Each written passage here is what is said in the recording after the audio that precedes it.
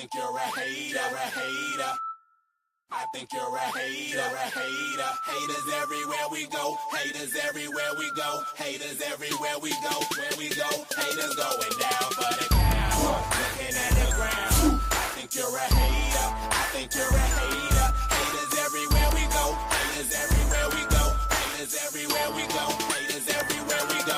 Where we go, haters going down for the count. Looking at the ground. I think you're a hater. I think you're a hater. Haters everywhere we go. Haters everywhere we go. Haters everywhere we go. Where we go, haters going down for the count. Looking at the ground. I think you're a hater. I think you're a hater. Haters everywhere we go. Haters everywhere we go. Haters everywhere we go. Where we go. And if you was instead of hating, you'd be balling too. I know you seen us falling too. All the rich niggas is all my crew. Fuck it, they can't touch us. If stuck up is what you call it, cool.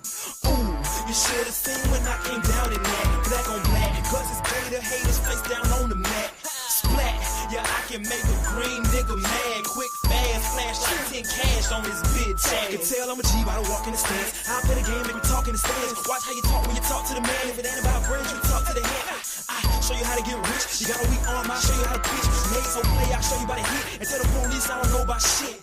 Hey, God, I'm fly, something like the air. Ain't that something when it's stunting, man? It's nothing like air. Homie, hold it right there. Homeboy, right there.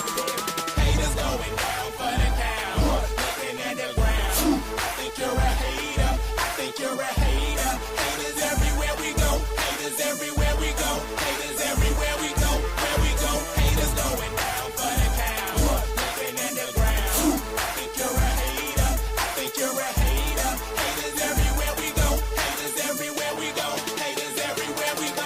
Where we go. I got one in the back, I got one in the front. I make them do what I say. They tell me say what I want, I tell them get your money, girl, and just stop breathing. Cause if it ain't about that dough, it ain't about me neither. See a gangster like myself, I get that paper and women.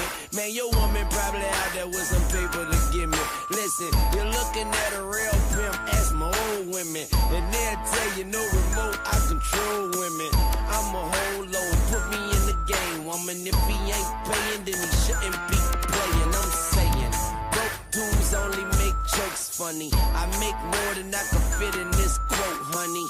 Unquote, come sun soak with me, ma. Fly it down here and lay you up in my beach house. Haters going down for the count. Looking at the ground. I think you're a hater. I think you're a hater. Haters everywhere we go. Haters everywhere we go. Haters everywhere we go. Where we go, haters going down for the count. Looking at the ground. I think you're a hater. I think you're a hater. Haters everywhere we go. Haters everywhere we go. Haters everywhere we go. Where we go. Look, you see that other chick asked that. She said where the cash at. Rim said where the paper, plastic product, and where the stash at. Where the keys to the whip in the crib, and where's the address to that chick that be hiding bricks in the ass crack. Susan Piping call me baby. I'm related to Weezy. Some of them call me Ara. They want that smoke, bitch, I got it for 'em. They want that smoke, bitch, I got it for 'em. They want that smoke, you know I blow it. They call me Sunny Monster for a reason. I'm really dripping, leave a nigga bleeding. I get to squeezing, leave a nigga. They want that smoke, bitch, I got it for 'em. They want that smoke, bitch, I got it for 'em. They want that smoke, you know I blow it. They call me Sunny Monster for a reason. I'm really dripping, leave a nigga bleeding. I get to squeezing, leave a nigga bleeding. Raw Molly got me all up in demon mode. I'm moving like I done put clean in my nose. Trying to catch me up, I can leave with some hoes. He standing straight up, watch I make him lean with this pole. Would've thought he was close, how that heat made him fold. Thought it was a game, he won't think no more. His brain's gone, nigga. It be exciting when I get to striking. Guns sound like thunder, hit you like lightning. Fight for your life, we don't do no fighting. We really hit it, nigga. We worse than savage, they calling us Vikings. Police be riding, we still be sliding. Told you we hitters, remember the time. They want that smoke, bitch, I got it for 'em. They want that smoke, bitch, I got it for 'em. They want that smoke, you know I blow it. They call me Sunny Monster for a reason. I'm really dripping, leave a nigga bleeding. I get to squeeze and leave a nigga bleeding. They want that smoke, bitch, I got it for 'em. They want that smoke, bitch, I got it for 'em. They want that smoke, you know I blow it. They call me Sunny Monster for a reason. I'm really dripping, leave a nigga bleeding. I get to squeeze and leave a nigga bleeding.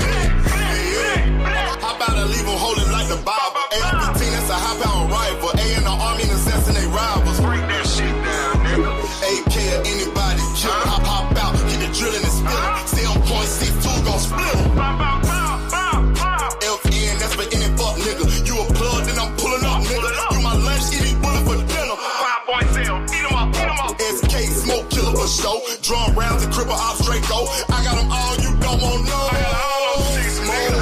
They want that smoke, bitch, I got it for. They want that smoke, bitch, I got it for. They want that smoke, you know I blow it. They call me such a monster for a reason. I'm really tripping, leaving nigga They want that smoke, bitch, I got it for. They want that smoke, bitch, I got it for. They want that smoke, you know I blow it. They call me Sonny Monster for a reason. I'm really tripping, leaving nigga bleed. I get the squeeze and leave a nigga bleed.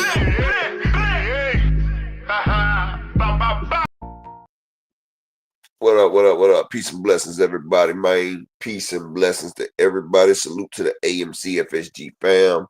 Hope everybody day is doing great. Salute. In a few minutes, I'm gonna post and pin the damn my other channel in chat because I decided on Monday I'm gonna start posting from my other channel.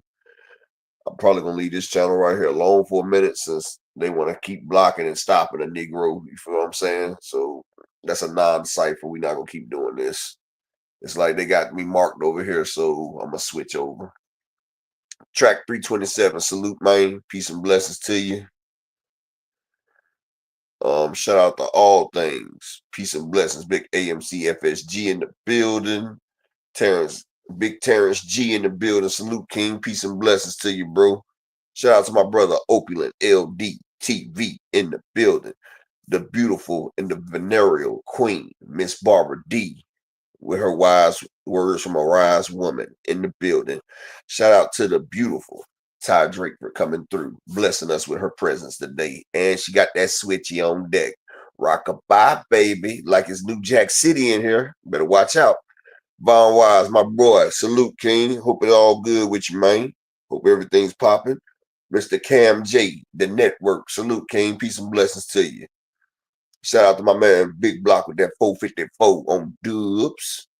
Well, nah, on dub sixes. Shout out to Florida Zone, Florida Gold, Miss Cassandra coming through. Salute, salute, Queen. Shalom to my brother Zulu Nation. You feel me? Salute, King. All right, let's see. Okay, KK.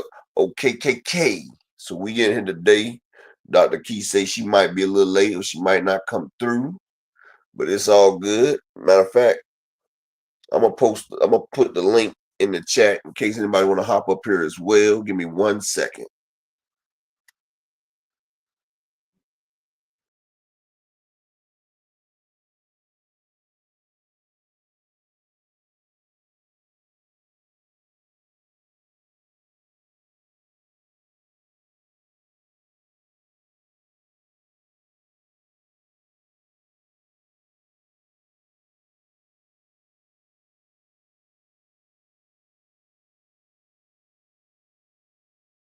Go to the link right here.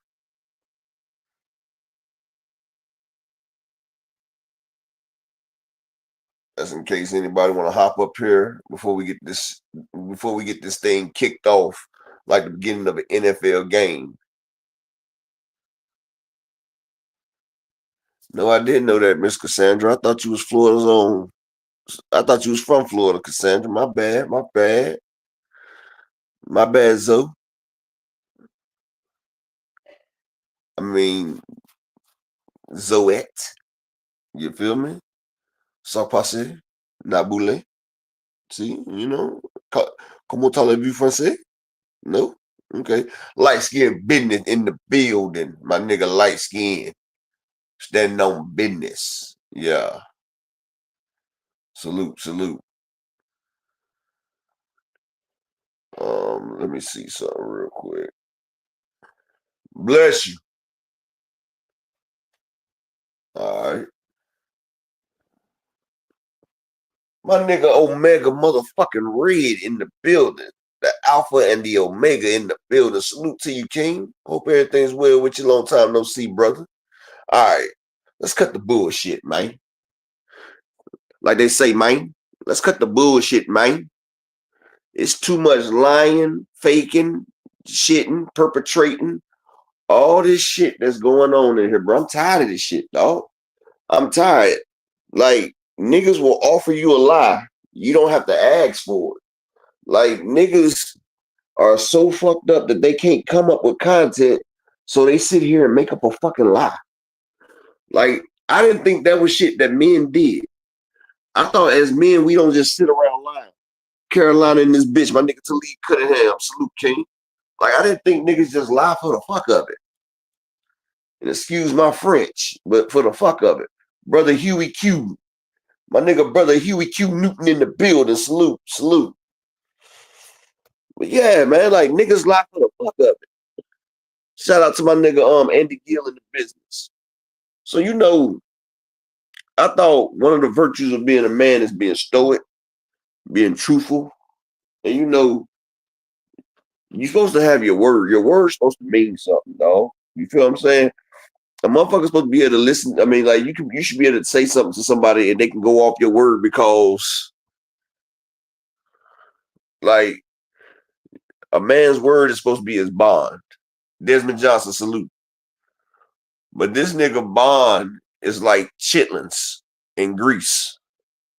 Like it's foul, it's swine, and it's shit. GM, salute, King. Peace and blessings, big AMC FSG. Like this nigga's word is shitlins. I'm gonna call this nigga Chitlin Blue. His name is Chitlin Blue because not only is it swine, which is motherfucking an abomination, but it's shit. So you take the shit and the pork, mix it together, and you got blue blood. Now I've been trying to sit back and relax, but this nigga just lies for the fuck of it, suck dick for the hell of it. Yeah, he's sitting here sucking on Turkey, but I guarantee you, after Turkey lines up Devin, he gonna be talking about, oh man, he did it so wrong. They did him wrong. Like you see, the Shakur fans are starting to see how Turkey is lining Shakur up. But listen, just because you lie and then you make up a gaslighting statement like, well, in boxing, things are subjected to change. No, nigga, no. So if your wife go out there and she get caught cheating, she can just tell you, well, in this relationship, things are subjected to change. Who you gonna believe, me or your lying ass eyes? Like, and this is the crazy shit about it, right? Blue Blood was one of the main motherfuckers that was exposing Dick Glazier for all the lies. But now that Dick Glazier's lies fit his narratives, he's quoting this nigga like he's Moses coming off the mountain, bro. It first started when Blue Blood was jocking on Earl. Earl didn't get a nigga drop, so then he started jocking on Terrence Crawford. They was doing backroom shady deals. Blue Blood was acting like he was part owner, and this nigga was just a worker. He was a worker. He was out there selling the pack. He was sitting there. LaMarcus Robinson, salute, King. He was out there selling the pack. The nigga didn't have no weight. He was getting in front of the pack, selling it. And the fucked up shit about it, he messed up his relationship with Earl Spence, and Terrence Crawford didn't even give Blue Blood a drop. He didn't even do an interview on that nigga show. Like, nigga, he looked at you like, you rat bastard. You know what I'm saying? Like, nigga, I'm gonna tell you like this. Polices don't even respect snitches. So a real nigga ain't gonna respect the nigga that switch sides like that, nigga. You ho-hopping. Like, you got these niggas in boxing hopping from boxers' dicks to dicks. Like, what the fuck?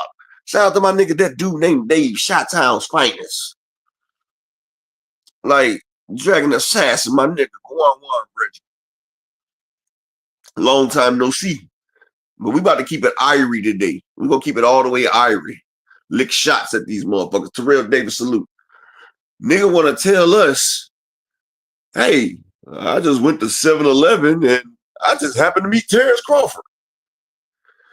What is the odds of you meeting Terrence Crawford at 7-Eleven after 12 o'clock? Nigga, Terrence Crawford is not stopping at a gas station after 12 o'clock, you dumb piece of shit. He's not stopping at no damn gas station. He has people put gas in his car. Plus, if he flew out to New York, as you claim, I'm pretty sure that the car comes with gas in it. I mean, every time I rented a car, it's a full tank. It's a full tank. It's a full tank in that bad boy. You got to leave it where you got it from. So, yeah. So, Blue Blood lies about this. Then, Blue Blood lies about Devin and Tank. Oh, they tried to force the mandatory with Tank and up. No. Steve Espinoza already gave you the rundown. Steve Espinoza came to y'all with an offer. Bill Haney said no. We're going to fight Regis Prograis. Moved up. Fought Regis Prograis. Did abysmal numbers. I'm talking about abysmal. Them numbers was abysmal. Like the only fight I can say that was worse than that was Terrence Crawford and David Avenesian in that same span. But Blue Blood and them pushing the propaganda like Tank don't want from Devin. Tank went to damn Mayweather gym. Tank was doing a 20v1. This man was all alone versus the whole gym. He got Floyd motherfucking twisting his arm up. Devin trying to fight him. Devin sneaking the man. Why would he be scared of Devin? Devin is about as maniacal as a box of kittens. That's how dangerous Devin is, like a box of fucking kittens. He's about as dangerous as a box of kittens. Ain't nobody worried about Devin. But they try to push it where, Blue Blood and them was on that equal rights for Terrence Crawford. Now they was pushing it that he was the start of this shit. Oh, people just don't like Devin because he has a father. People don't like Devin because he has a father?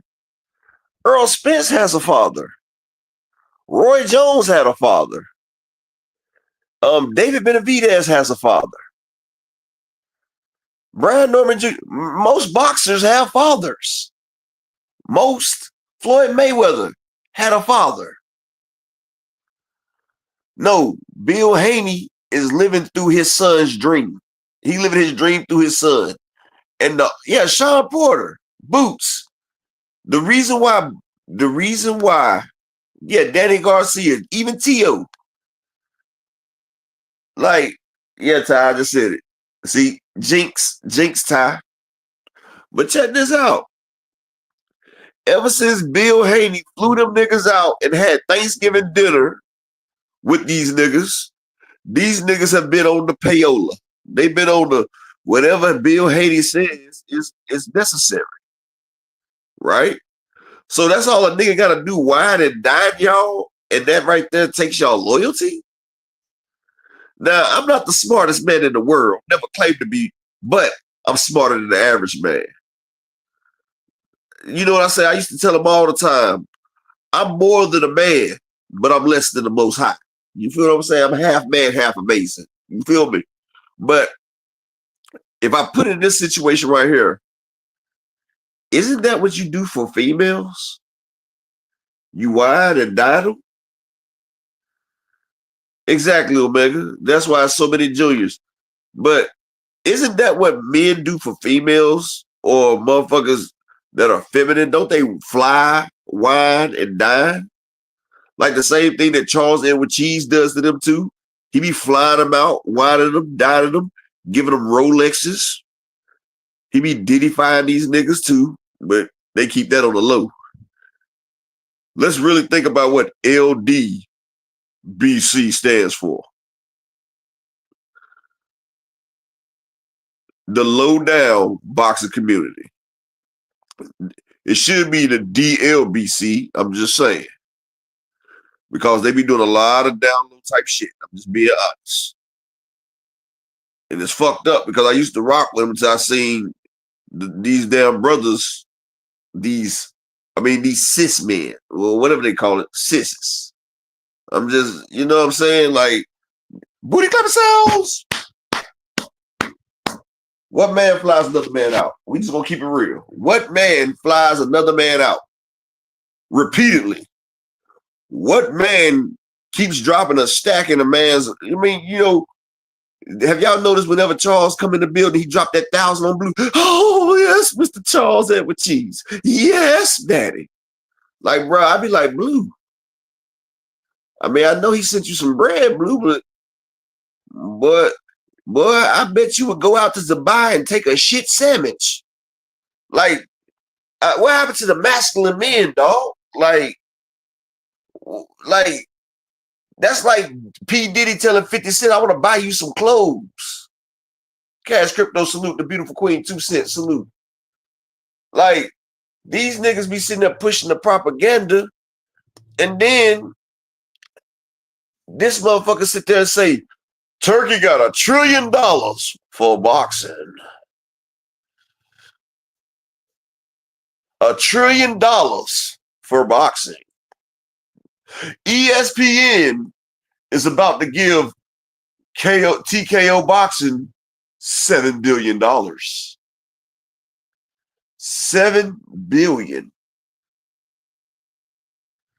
So he's about to give that man $7 billion for boxing. ESPN giving him $7 billion, and they got $1 trillion to put in there. Then why is he trying to lowball Shakur Stevenson? Why was it said that Bivol only got 2.8 billion?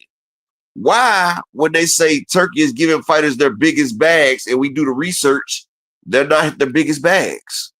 Why? I'm like Jadakiss. Why with all the things you say? It's the same thing I've been with saying. They got us in the system, and it's crazy. They say support black businesses. Last time I checked, Al Heyman was black, dog.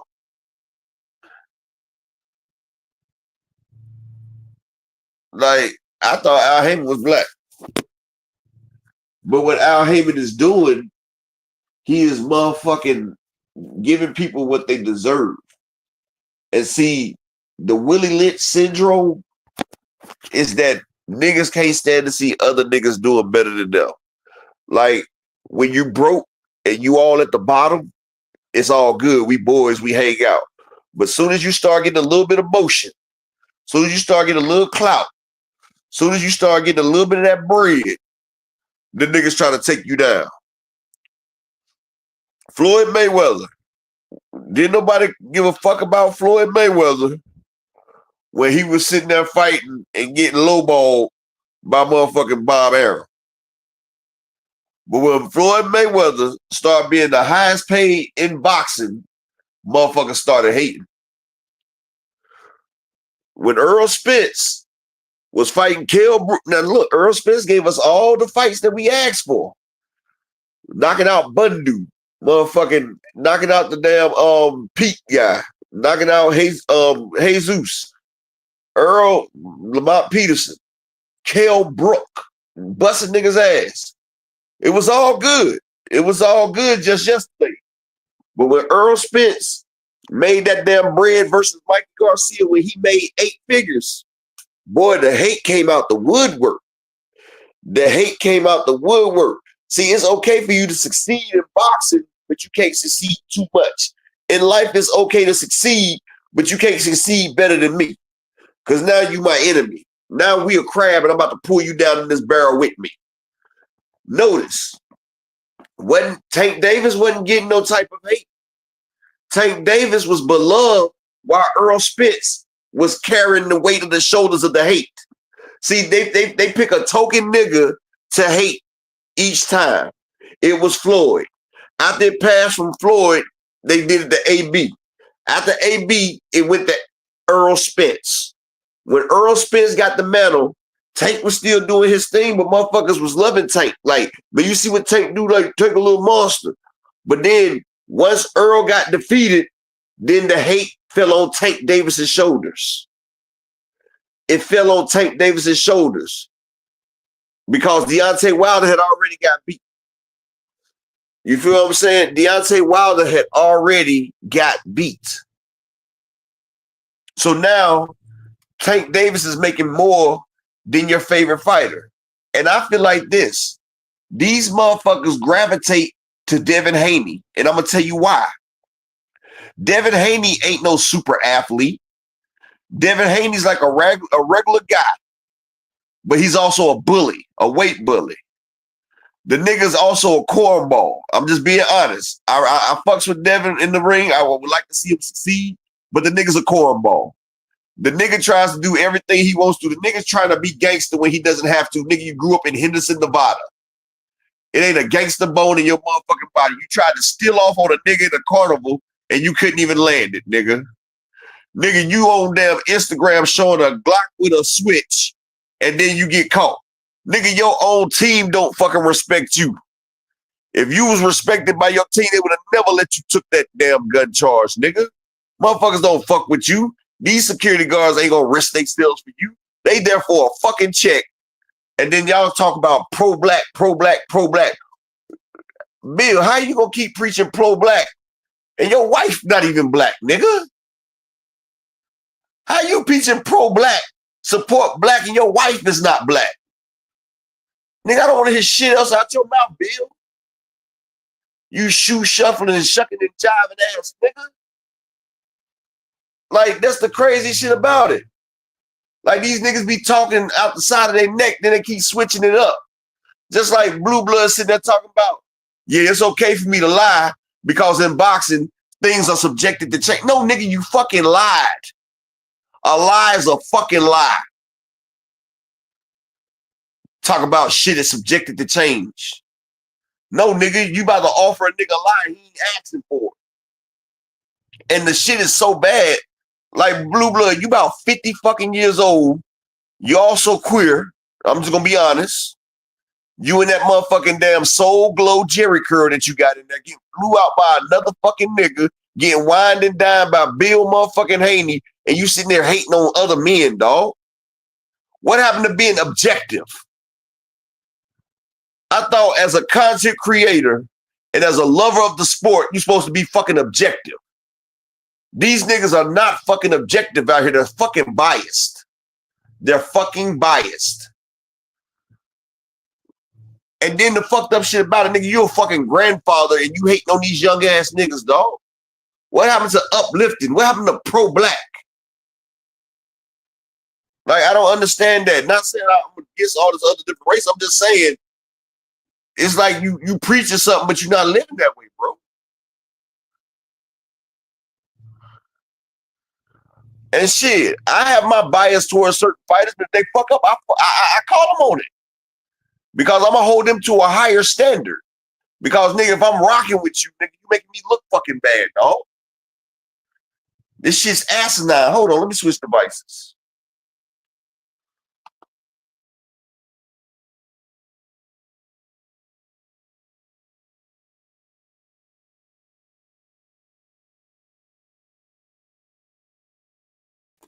All right, I'm back like I never left. I'm back like I motherfucking never left. But see, this is the shit about it, though. Like, to actively spread lies and misinformation, like, what do you stand to gain from that? Like, let motherfucking fighters do what they do, bro. Like, don't do that. Because what you're doing, you're muddying up the outlet. And shout out to my nigga Big Carlton in the Cash App.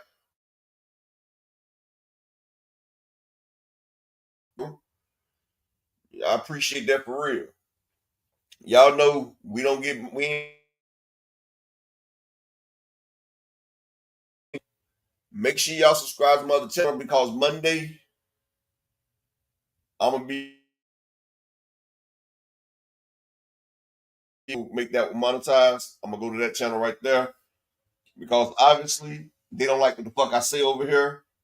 That's why today I don't give a fuck. I'm gonna keep it all the way. I'm gonna say what the fuck I have to say. You can't ban the fucking snowman, dog. You can't. You can't ban the snowman. But like I said, shout out to my nigga. I think that's my nigga Omega. I think that's Omega, if I remember correct. But shout out to my nigga that just looked out. You know, I need 4 more people to support the grind. Y'all know we go for 5 a day. But like I was saying, right? Brian, that nigga is not a masculine stud, nigga. That nigga's a power bottom. He's a power bottom that gets wined and dined and gets happy when niggas buy him shit and fly him shit. Like, come on, man. Shout out to my nigga Knight Rider. Hold on, Knight Rider, what happened to you rich, bro? Hold on, man. Knight Rider, you ain't got your wrench? Hold up. Hold on, Shout out to my nigga Al Boogie in the building. Salute. Let me make sure that's Knight Rider first. Yeah, that's Knight Rider. Oh, okay. I was about to say shit. I'm about to say Knight Rider, you gonna be wrenched. I got you.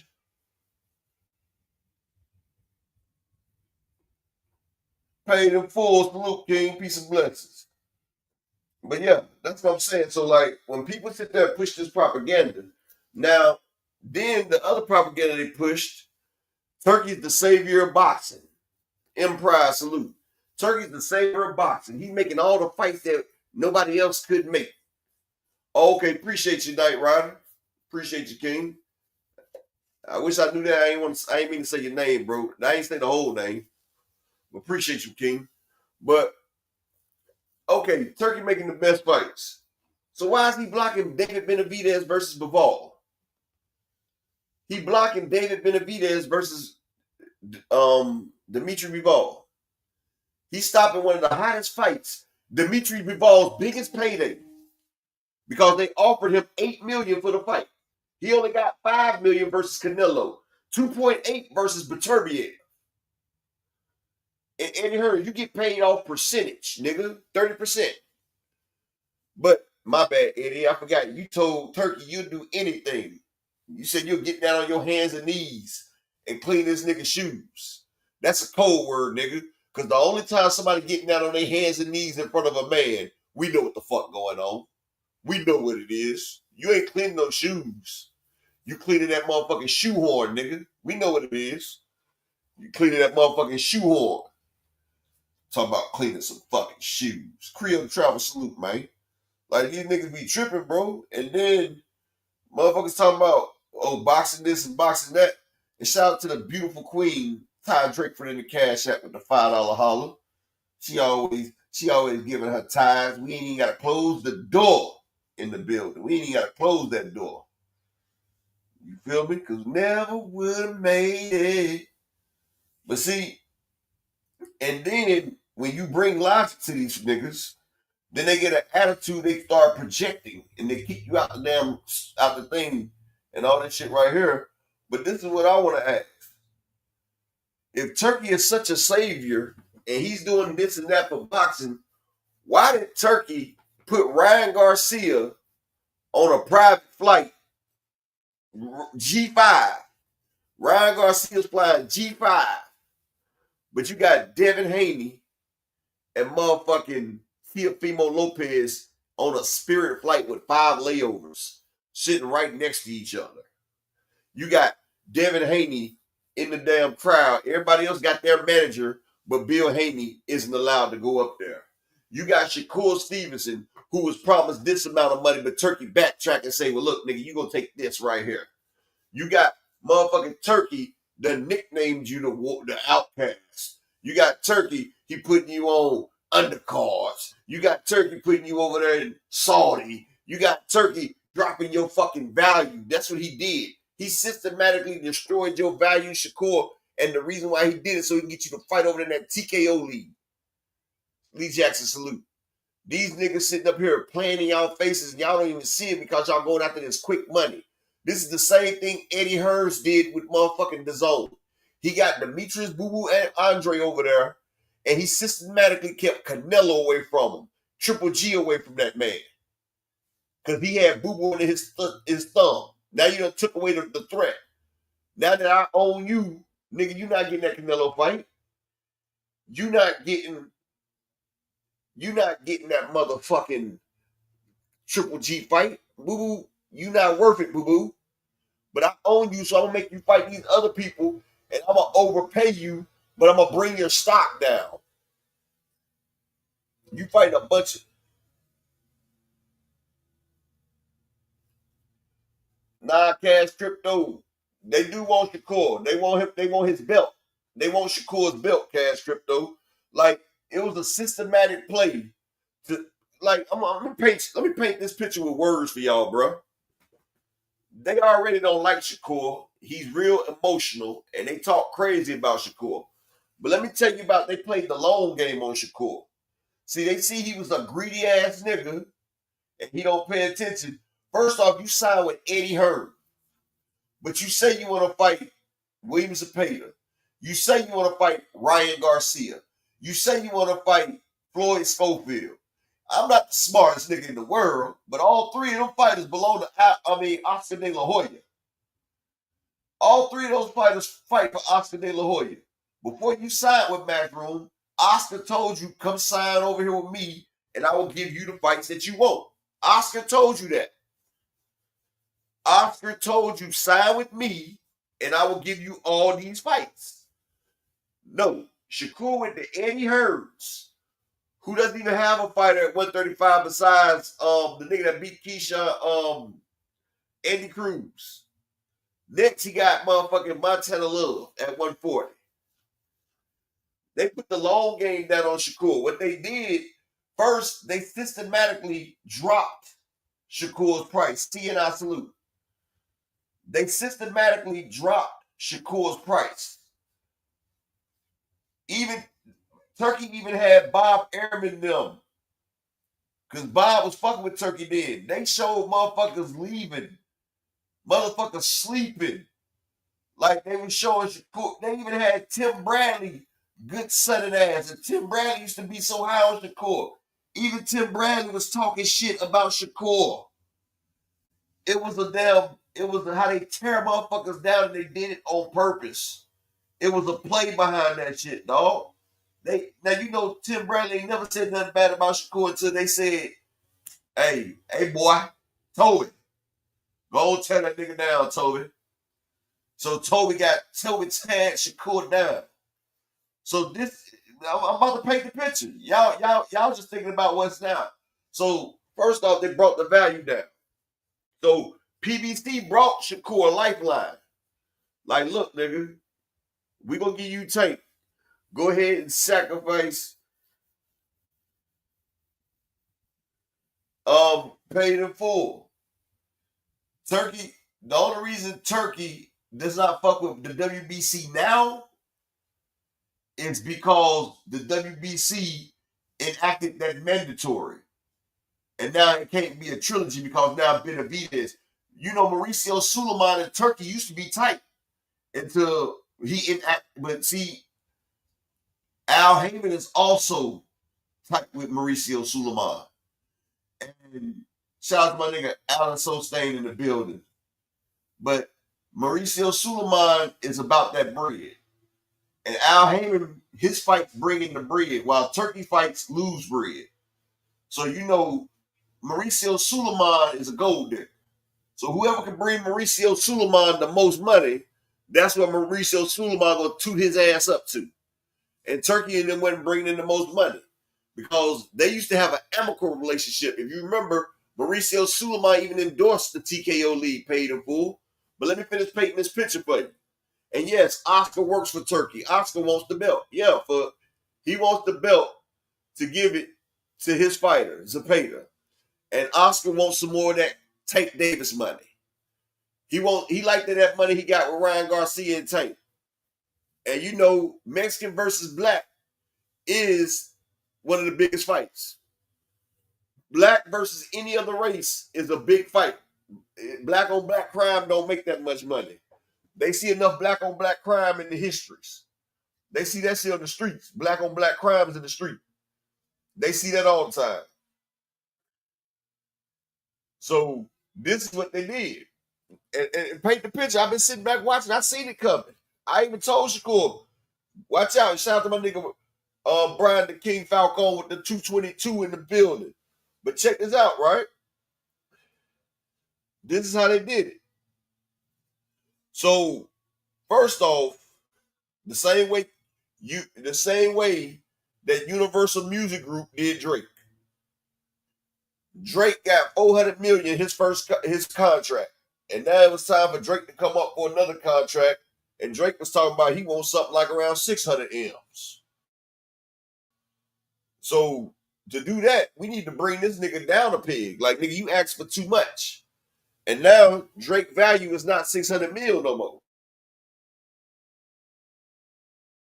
Get down. Now, what they did to Shakur, they brought it down. And you seen it. not put on a fight for Shakur yet. Eddie Hearns has been sitting back getting guaranteed money off for Shakur. Like Shakur just added another hand in his pocket. Watch it. Check me out. Peep my flow. When Shakur sat there and was fighting Joe Cordina, it was Rehigh season card. Shakur fought Paddy, it was a Rehigh season card. William Zepeda versus Shakur was going to be on a Rehigh season card. All Eddie is sitting back taking free money. Like, nigga, Eddie just became a pimp. He's sitting right there, Shakur going out there doing the transaction, and Eddie getting his cut off the top for not doing a bitch-ass thing, not promoting, not doing nothing. It's free band game. This free band game. You know why, 2 Cent? Because Jay Prince is getting his money too. Jay Prince don't fuck with Shakur like that no more. He's done got tired of that shit because Jay Prince been getting this shit on the internet behind Shakur getting in this shit. And honestly, you know, Jay Prince don't be liking all that flamboyant, loud shit, getting him in shit. Because now, because, you know, that shit they got into with Kevin Mace, you know, Kevin Mace's OGs called down on them. You know what I'm saying? Like, nigga, a lot. Check this out. A stupid motherfucker will bring down your whole crew. You can have the realest crew in the world, but it takes one stupid ass nigga to fuck up the whole subsidiary. Shout out to my nigga Planet 619, long time no see. So they all getting free money off Shakur. And Turkey baiting them in.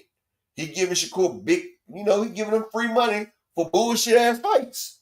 So Shakur like, shit, I'm about to trick the game. I'm about to keep fighting these bitch ass niggas and get paid for it. You feel me? And exactly, and the deal. Jay Prince is on he's on Abdullah Mason, a young, exciting fighter that's stopping shit that's about to be a future champion. That's who Jay Prince is really worried about. But what it is, now let me finish painting my picture. So what do you do when you want somebody from bargain basement prices? Not only Shakur, a 3-division champion, they got this nigga on the undercard, not even co-main. They had this nigga about to fight Joe Cordina, a nigga that just got knocked out in the weight division below. Ain't nobody asking for that fight.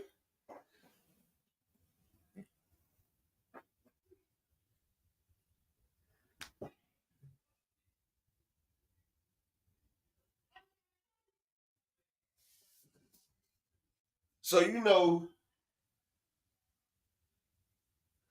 know, they were sitting there like, okay, Joe Cordina, boom. And Harder Toomey, boom. Like, Shakur is fighting people that nobody asked for. And then, and check this out. The most exciting fight that Shakur was about to have in a while versus Kid Austin. And you know, I thought Kid Austin and his dad was bullshitting. But they showed it. Kid Austin was actually poisoned. Shout out to my nigga Al Boogie in the cash app with the $2 holler. Appreciate you, King. Like, Kid Austin was actually poisoned. Like, this nigga was actually poisoned. So we take away the exciting fight for Shakur and we put him in there, Bruce Gas the Jazz salute. So we take away that and we put him, shout out to the beautiful Queen Ashley in the corner. Make sure y'all subscribe to her. So you take away an exciting fight for Shakur and put him in the ring with an electrician, knowing that's going to drop his stock. You don't make him the co-main, you make him the third fight. Drops his stock. Now Shakur has no value. He has no face right now. All that momentum that Shakur has been doing, it has stopped. It's reversed. He's done peaked. Shakur has peaked. Then Eddie Hearns is not stupid. Eddie Hearns is not stupid. Why in an interview, if this is your fighter, why would you sit there and say, oh, Shakur and his team told me no Tank Davis fight? So I was like, cool, we ain't got to make a Tank Davis fight. Why even put out there that your dude is ducking? Like, Eddie know what the fuck he's doing. He's a fucking snake. Why would you say that the only agreement we had? He said he put all the agreement out there that their agreement was that Shakur would sign with them as long as they don't have a Tank Davis fight. Why would they say that? Unless you're trying to undermine this dude, right? Unless you're trying to undermine this man's value. Then Bob was still cool. So you know Bob, he showed motherfuckers going to sleep. Even Terrence Crawford was going to sleep in Shakur's fight. Motherfuckers was walking out early. All this shit. This has all been one play that has been configured. So Shakur, he fought the fight with Padley. Shakur got paid for the Padley fight. So now Shakur actually has, oh yeah, Dragon Assassin. Eddie Hearn's been a snake. He sat there and sacrificed Amir Khan for Canelo. He sacrificed the undefeated Kell Brook for Triple G. That nigga's been a snake. Eddie Hearn's a snake like a motherfucker. He would throw you out there in the wolves. He would throw you out there to get fucked. Exactly, Cash Crypto. Jay Prince knows Shakur's about done. He's just trying to get that guaranteed money. And I seen one day him and Turkey was sitting there talking. So Jay Prince knows what's going on. Ashley, Shakur might love Eddie, but Eddie never loved Shakur. It's one-sided love then. It's one-sided motherfucking love. Because Eddie don't give a fuck about Shakur. Eddie ain't did shit for Shakur, Ashley. He ain't even put on a fight for Shakur. The only person that's been promoting Shakur has been motherfucking Turkey Ala Shitty. Turkey, the only motherfucker putting Shakur. Only thing Eddie doing is getting free money like a pimp. Shakur going out there turning tricks and getting fucked, and you know Eddie getting his cut. Like that's crazy as hell because nigga, that's just another fucking like he just added another hand in his pocket. Like nigga, you should just did a deal with Turkey directly. It's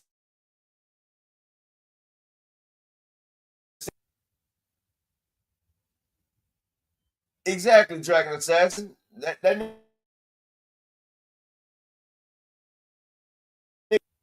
But what I was saying though, so now they system right? Oh wow, this just in. Keyshawn Davis is set to defend his WBO lightweight title versus Edwin De Los Santos June the 7th in a homecoming fight. Hold on. Keyshawn Davis is set to defend his WBO lightweight title versus Edwin De Los Santos June 7th in his hometown of Norfolk, Virginia, sources tell the ring. The deal came to fruition a day after Santos posted on X that negotiations collapsed. Davis' first title defense will headline Top Rank on ESPN. The Olympic silver medalist won the title in February with a fourth-round knockout TKO of Dennis Baranchek. Davis is 13-0, 9 knockouts, stopped Gustavo Lemos. Davis is the ring's number 3 lightweight. De Los Santos, 16-2 with 14 knockouts, would end a 19-month layoff with a consecutive title challenge. He competed in a highly contested decision loss to Shakur Stevenson. Stevenson lost more rounds against De Los Santos than any other opponent. So yeah, Keyshawn's fighting. Keyshawn is about to 19 months ago, Ashley. He fought Shakur 19 months ago.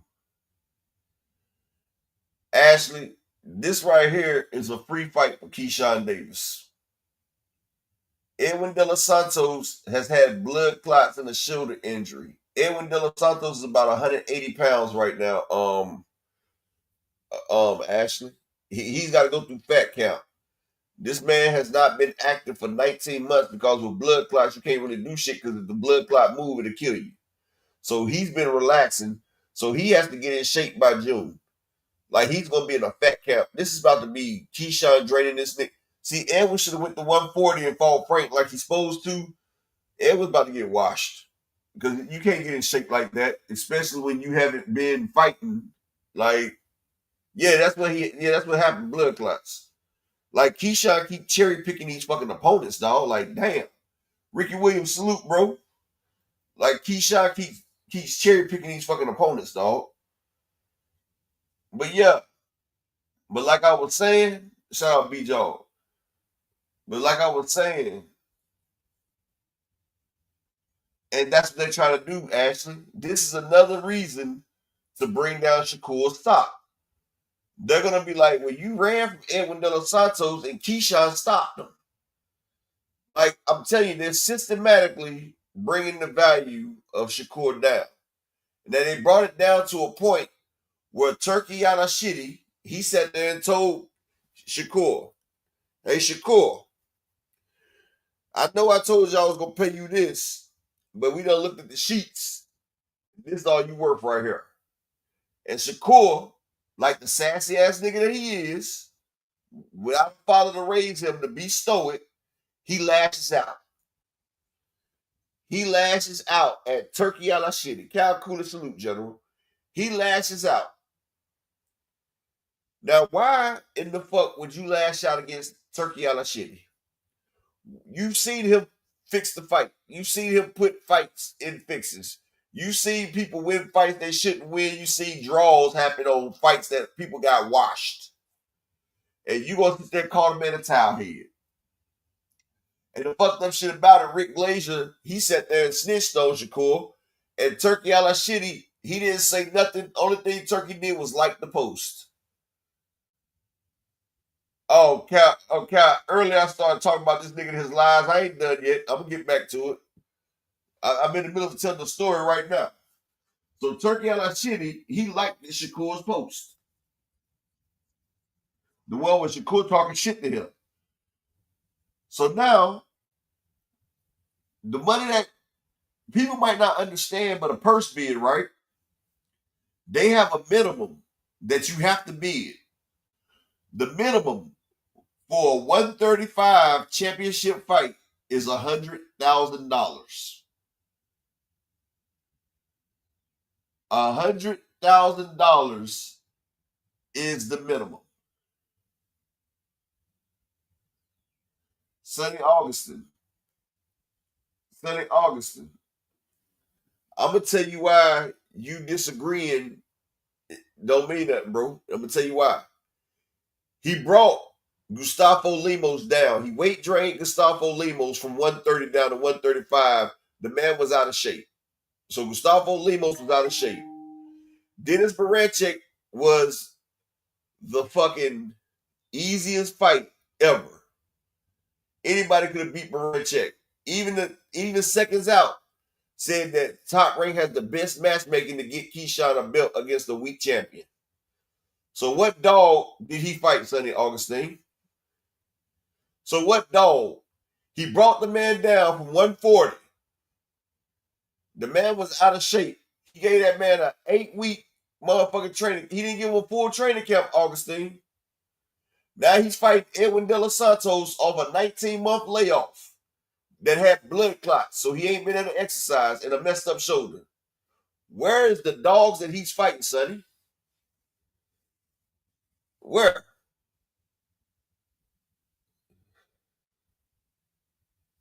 I can say the same for Tank. Oh, you mean I can say the same about Tank fighting Ryan Garcia? Well, Ryan Garcia, he was eating mottanking damn pizza and shit before the fight. Or when he went up there and fought Mario Barrios. Or when he went down to fight Leo Santa Cruz. Or when he fought Rolling. Or when he fought Frank Martin. Nah, I can't say the same about Tank, bro. Tank has beaten more undefeated fighters than Devin and Shakur combined, bro. So, yeah, we can't say the same thing. That's like saying an apple is an orange. It's asinine, bro. It don't compute, bro. It's not the same thing.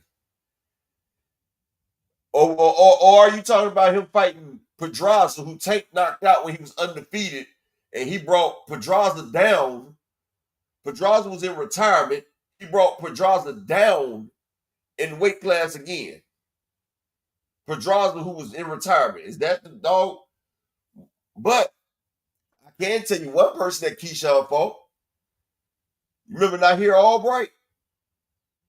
Nahir Albright in Texas was up in Keyshawn's ass. Yeah. Not here Albright was in Keyshawn ass. What about that, Sonny? Respectfully. What about the nigga that done beat him 4 times in the Olympics? That's calling him out. Called him his son. Why he ain't fighting that guy, Sonny? So yeah, we're not gonna do that with Keyshawn. He actively ducking. Exactly, Planet 619. They act like Tank weight drained Ryan Garcia when the fight before Tank, Ryan Garcia came in at 135. And Ryan said, I can't make the 135-pound weight. Tank gave him an extra pound. Like, people, let's stop acting like we don't understand what's going on. Like, let's not pick and choose. Let's keep it all the way 100. And I'm gonna tell you something about a rehydration clause.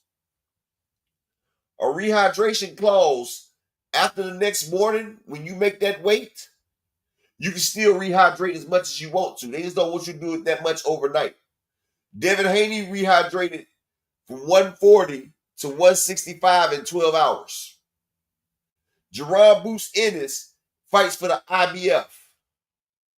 He has to get next day weighed at 157, but he comes into the ring at 170. So when you don't really know much about boxing because you don't box, like people sit there and talk about these rehydration clauses and shit, it's only just to make them uncomfortable for one more day because motherfuckers still rehydrate. And if you fought, you will understand that. You feel me? But right now, they done destroyed Shakur's value. Now, when this fight goes to purse bid, Shakur's going to get less than what Turkey Al-Ashidi offered him.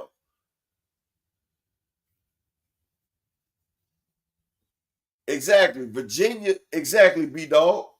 Virginia has the rehydration clause. But that's your dog, though, Sonny. But notice Keyshawn keeps fighting people in Virginia with the rehydration clause.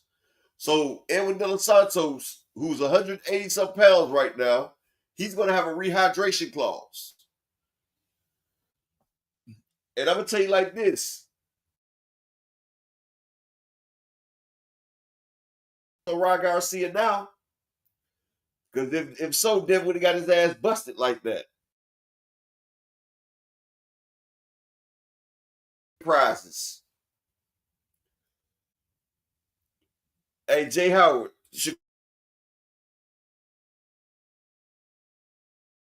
Turkey and Oscar, they boxed Shakur in. Because now, Shakur and motherfucking Williams Zepeda.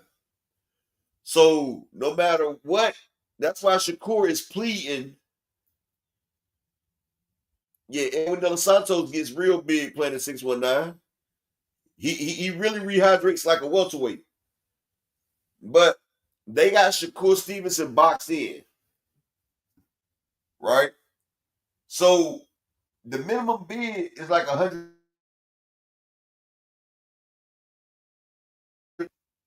Well, at least that's what the IBF is. You know, because like at 140 right now, they're gonna tell Williams Zepeda, don't complain about the money. We're gonna give you something.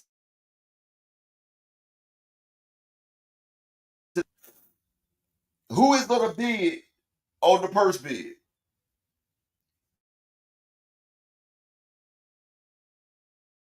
Shakur. It's 2 people that's gonna bid. It's Eddie Hearns and Oscar De La Hoya. And guess who Eddie Hearns and Oscar De La Hoya work for? Turkey. So do you think that Eddie Hearns and Oscar De La Hoya are going to bid a bid that's bigger than what Turkey is trying to offer and fuck up their relationship with Turkey? No. Shakur is going to be damn near at the minimum on that bid. So now, not only is the people going to see what Shakur is really worth,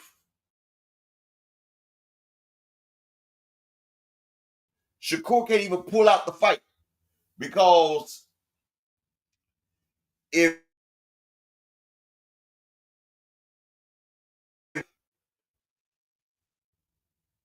then Shakur loses his belt and then Zepeda.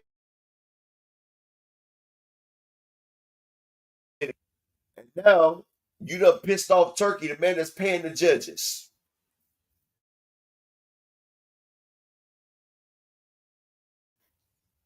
And we know Shakur is not stopping nobody like Williams and Payton. So you pissed Turkey off. Now he offered you something. Now you're going to take what the fuck they giving you. Okay.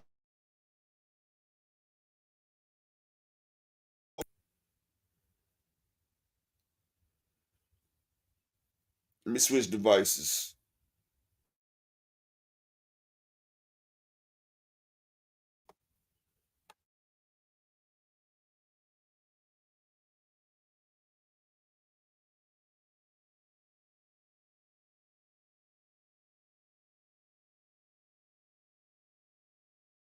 Like I never left. But see, the one thing about it, now Shakur done pissed off Turkey. We've seen Turkey actively make people about lose fights. Turkey, he don't even hide it. He don't even hide it. So now they're going to get that. And look, this is the last fight for Shakur on his Eddie Hearn deal. Planet 619, Boots is 5'11", bro. That's why I said Boots is a weight bully, because Boots is 5'11". He's almost 6 feet. That's why I say Boots be about 170 after his rehydration. Boots will come in at 157 and then he'll rehydrate to like 170 after the IBF do that next day weigh-in. That's why I be saying them weight classes really don't matter, because the nigga still got like 12 to 15 hours to still rehydrate. But hey, BZ, it ain't gonna be no electric bicycle, because now they bidding on the fight. Shakur's gonna be in a little ass ring. Shakur, freaking, what the fuck are you talking about, dude? Boots Ennis does fucking rehydrate like that, you dumb son of a bitch. Like, dude, the fuck? Boots Ennis is huge in that damn ring. Go back and look at, okay. Go back and look at the damn fight. Frequent flyer. Do you see? That's why I say you don't know shit about boxing, dumbass. The next day weight, you have to be in 10 pounds.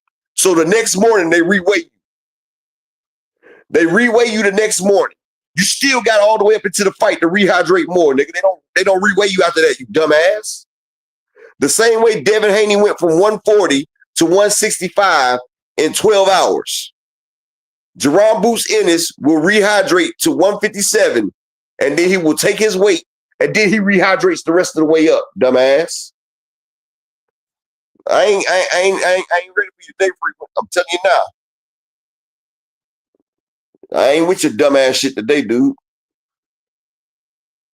Like, you do it every fucking day. Today is not the day. Read the room, nigga. For the only thing you will be able to do is read the room. Bars. Now, like I was saying before, I was so rudely interrupted by another one of these motherfucking dick swangers like Blue Blood. That's Blue Blood's little 10 right there. So, you know, they come in mouth wide open, eyes closed, ready to gobble on some meat. That's the way they come in. Just want to eat the meat up. Motherfucker ain't even been in here 2 seconds, already eating meat up. Like, motherfuckers be like that, go to corral, oh, you can eat meat buffet. Goddamn, dog. Nigga, you 60 years old, still gobbling meat. What the fuck? Like, damn, boy. That shit crazy. My nigga Devis on your ass. Salute. And now, like I was saying before, I was so rudely interrupted by a dumbass. Shakur is about to be in a small ass ring like Harrison was when he fought Tim Tszyu. Shakur is not gonna be able to run around that ring. That ring is gonna be like an 8 by fucking 10. He gonna take 2 steps and he gonna be against that rope. They're gonna make this shit real fucked up for Shakur.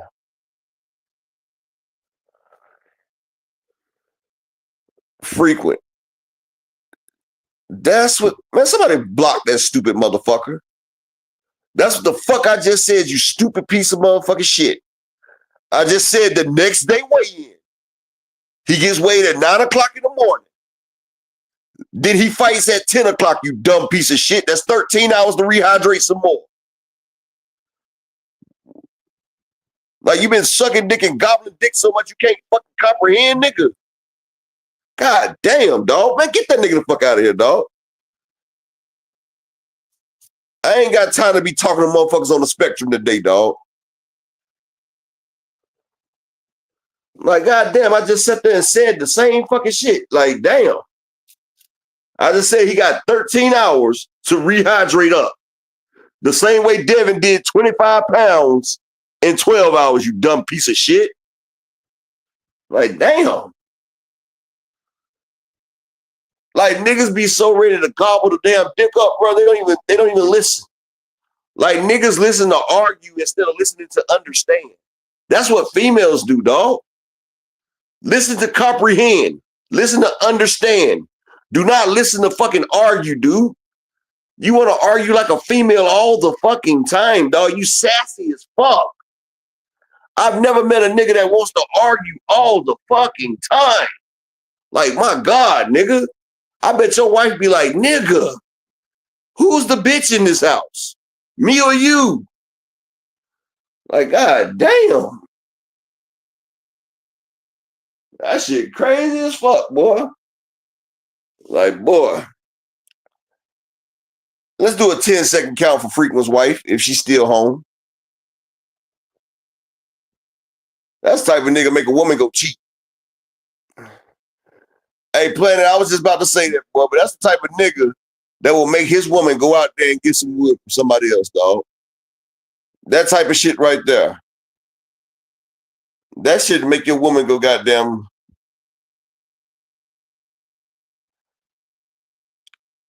DZ Sanchez, no, they don't weigh after the fight, boo. They don't do that. And plus, DZ, even if they did weigh somebody after the fight, a motherfucker can lose 10 to 12 pounds in a fight. Just like a motherfucker can lose 8 to 10 pounds in a sparring session. You lose a lot. That's why fighters' power don't carry, because they lose weight, because they're burning up a lot of fucking weight and a lot of fluid is coming off of them in a fight. Exactly, Dave. Nah, Dragon Assassin, I'm being dead ass, bro. Like, I'm being dead ass. Yeah, DZ, that's why they say, boxing is the best form of exercise, because exactly, Zulu Teller, you can lose 8 to 10 pounds just by sparring. It comes off that quick. That's why it's DZ. If you ever notice, that's every fighter Planet 619. That's why a fighter gets fatigued and they ain't got no power. Like, a fighter could lose up to 12 to 15 pounds in a 12-round fight. You burning up them calories, and motherfuckers lose weight. That's why if a motherfucker has a problem losing weight, just go to the gym, go fight, go box. That shit'll get you streamlined quick. Oh, I know what you was talking about, Malik. I knew you was talking about him, bro. Yeah. But yeah, like I was saying, so they got Shakur in a precarious situation right now. So they done dropped his value.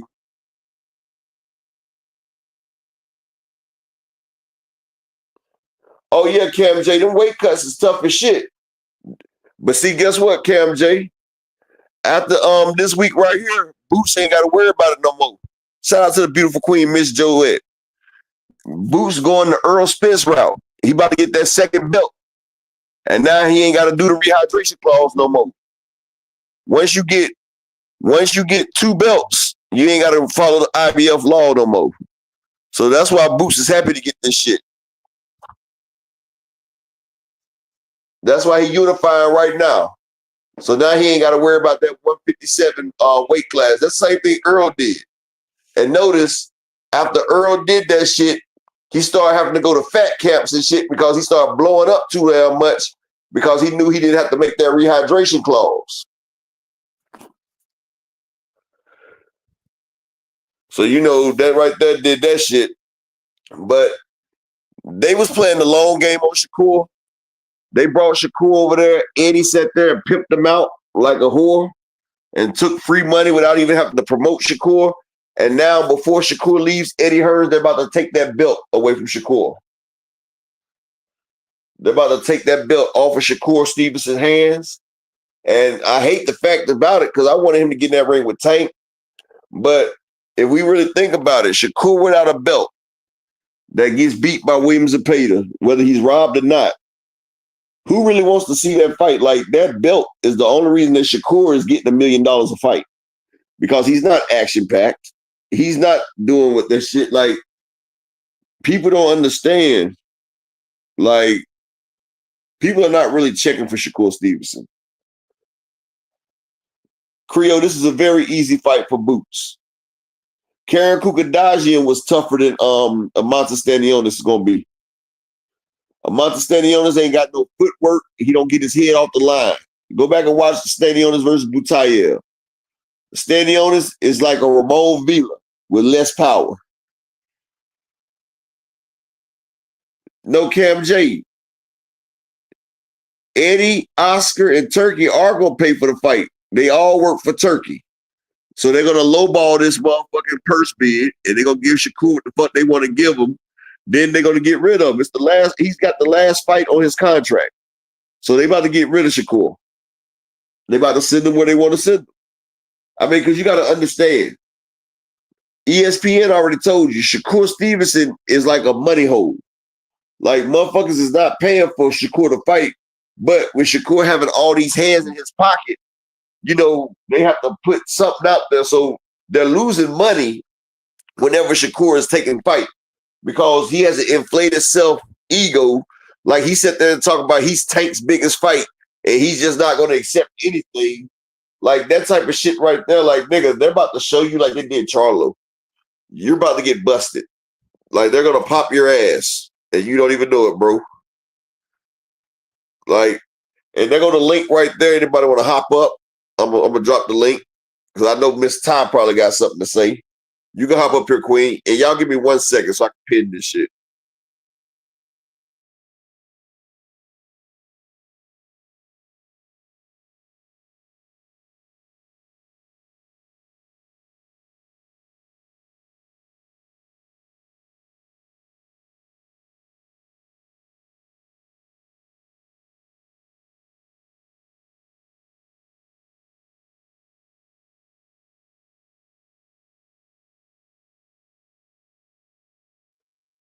So if y'all want to hop up here 2 cents, y'all can. We can continue this though. So that's why I said, like, Turkey and them, they played the long game on Shakur. And see, it's crazy because the Shakur fan base was like, oh yeah, Turkey, this. So, like, they are paying for it though, Cam J. They want to pay for the fight because they want to get that belt off of Shakur. Shout out to the beautiful queen, Miss Ty Drakeford. What's up, Upper? Oh, not much. Just telling them about the long game that's been played out here and about how they got Shakur bad in. Now LaMarcus, he still got one more fight. They amended it for another fight. But one thing about it, like I was saying, Shakur fans was all praising Turkey, but they don't even realize, shout out to my nigga Marquis in the building, but they don't even realize that Turkey was playing Shakur this whole time, just like he's playing Devin Haney. And all these Haney fans that's sitting here saying Turkey this, Turkey that, they don't even see how this man is shitting on their favorite fighters. Like, they're so, but see, no, the fact is they do see it. But they so invested because they've been calling this nigga His Excellency and been having his dick on their chin, the balls on their chin, so they can't really go against it. And they're sitting here watching this shit, but eventually they're going to see that this nigga just did y'all favorite fighters dirty. He had Devin and Tio on a Spirit flight with 5 layovers, but he put Ryan on a private G5. So what's that telling you? He's going to line Devin the fuck up if Devin gets past Ramirez. He makes more money. Ryan is a bigger commodity than Devin. Ryan brings in way more money than Devin. Ryan has 2 pay-per-view fights. One of them he did between 1.4 and 1.6 million. The other that he did with Devin, he did 330,000. Devin did 150,000 with Loma. He did 38,000 with Regis Prograde. So see, Ryan is the common denominator. And exactly, Cash Crypto. And see, they don't even see it. They wouldn't even let Bill Haney go up on the stage, but Ryan had his manager on the stage. Exactly, Cam J. They don't want to see it. And the fucked up shit about it, after all this shit said and done, they gonna be like, man, did you see how that shit happened? You feel me, Ty? Like, these people don't even see the play. Like, these motherfuckers, I don't know what's wrong with these niggas, Ty. Like, I never even knew that niggas acted like this, dog. And like the way they cap for niggas, like, what the fuck is going on in the world? Yeah, I just had a similar conversation over on KQ with the capping for Shakur was just absurd. Hold on one second, Ty. Creole, I was letting Ty talk. Creole, let me run my channel. How about that? All right, go ahead, Ty. No, I was just going to say I had a similar conversation regarding Shakur just a little while ago. Yeah. I mean, Devin is definitely being lined up, and so is Shakur. I don't know how they can't see the play, but it's definitely there if you know what to look for, and if you're looking with your eyes instead of with your hand out like Devin Haney and his father seem to be doing. So we're going to see. Yeah, he does need to get past Jose Ramirez, and then he got to get past Ryan again. So I'm definitely interested in seeing how that all comes together. But you said something earlier. I mean, I heard, because I watched the Mill City interview too with Sassy Schofield, and he did say that the paperwork was out there. But have we seen the paperwork of his son being poisoned? I mean, I believe him, but I just want, for all the naysayers, the Shakur fans that are going to be, that are calling him, scared and saying he ducked out. I do want that to be out there, because I believe when he said something happened to his son, he went into a lot of detail that I just don't feel you can make up. You know what I mean? Yep. Hey, Creole, I was just fucking with you, bro. Damn. Creole, I always fuck with you. Now you don't know what I'm fucking with you, dude. But yeah, like, that's what I'm saying. He was on Mill City and he was talking about that paperwork that they putting out there. And I was like, wow. So they actually did take away this fight just to give him, like, that shit kind of crazy. Yeah, I thought it was very interesting, especially when he was stating the fact that they then approached him for a fight with Abdullah Mason. I do not like the fact that Jay Prince also manages Abdullah Mason. I don't know what their attraction is to this man, but he is extremely shady. I remember who attraction to who? To Jay Prince. Because Jay Prince approached them when they was broke. That's how people do it, like when they do in the music industry. Like when you're in the music, so when you, hey, in Pride, nigga, I'm over here just like you, bro. How I know who poisoned the kid Austin, bro? How I know? Shit. If I knew that, man, shit, I go out there and put a lottery ticket in. But it's just like they do in the motherfucking yeah, like, it's like what they do in the music industry. They come to you, especially when you broke. They give you, Jay Prince is the muscle.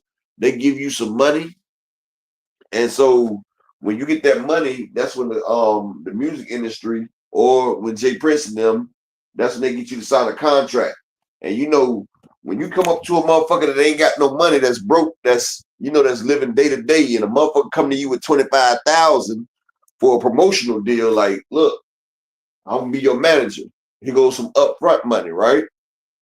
And Al Boogie, that's what I'm saying. When you ain't got no money, and a motherfucker come to you with 25 to 50,000 and say, look, I'm just gonna be your manager. Fighters like, oh shit, I'm getting representation.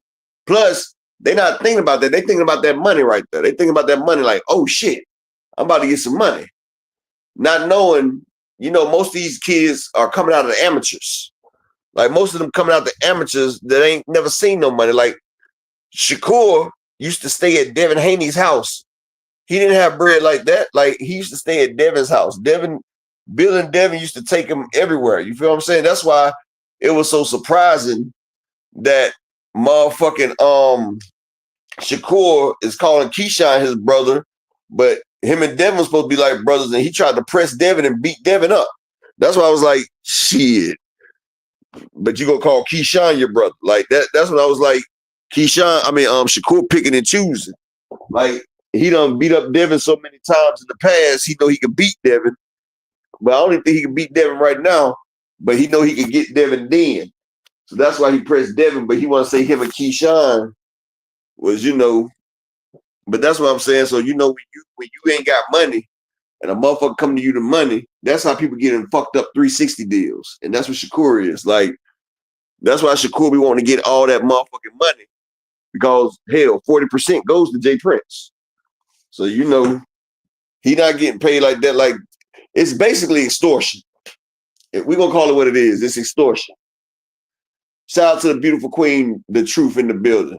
It's what you do. You get a broke motherfucker and you give them something they never had, Ty, and you extort them. And it's not like you did it by force because, nigga, I paid you. We got a contract. You signed this contract because you want this money.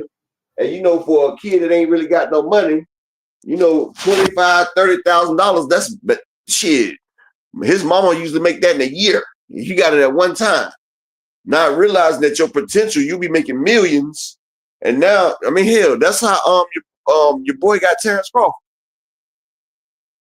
He had Terrence Crawford and Jerron Boots in his. What's your dude name that died? I forgot his name. Who? Don King? Not Don King. Not a white guy that died. Cameron Duncan. Oh. Cameron Duncan had a lifetime contract with Bud Crawford. Shit. Like, nigga, you stuck. Bud still gave Cameron Duncan money off the Earl Spence fight. Yeah, PGB big dog. I figured it out. But thanks, bro. But yeah, he got Boots. That's how he got Boots. Like, shit, them niggas be catching them early.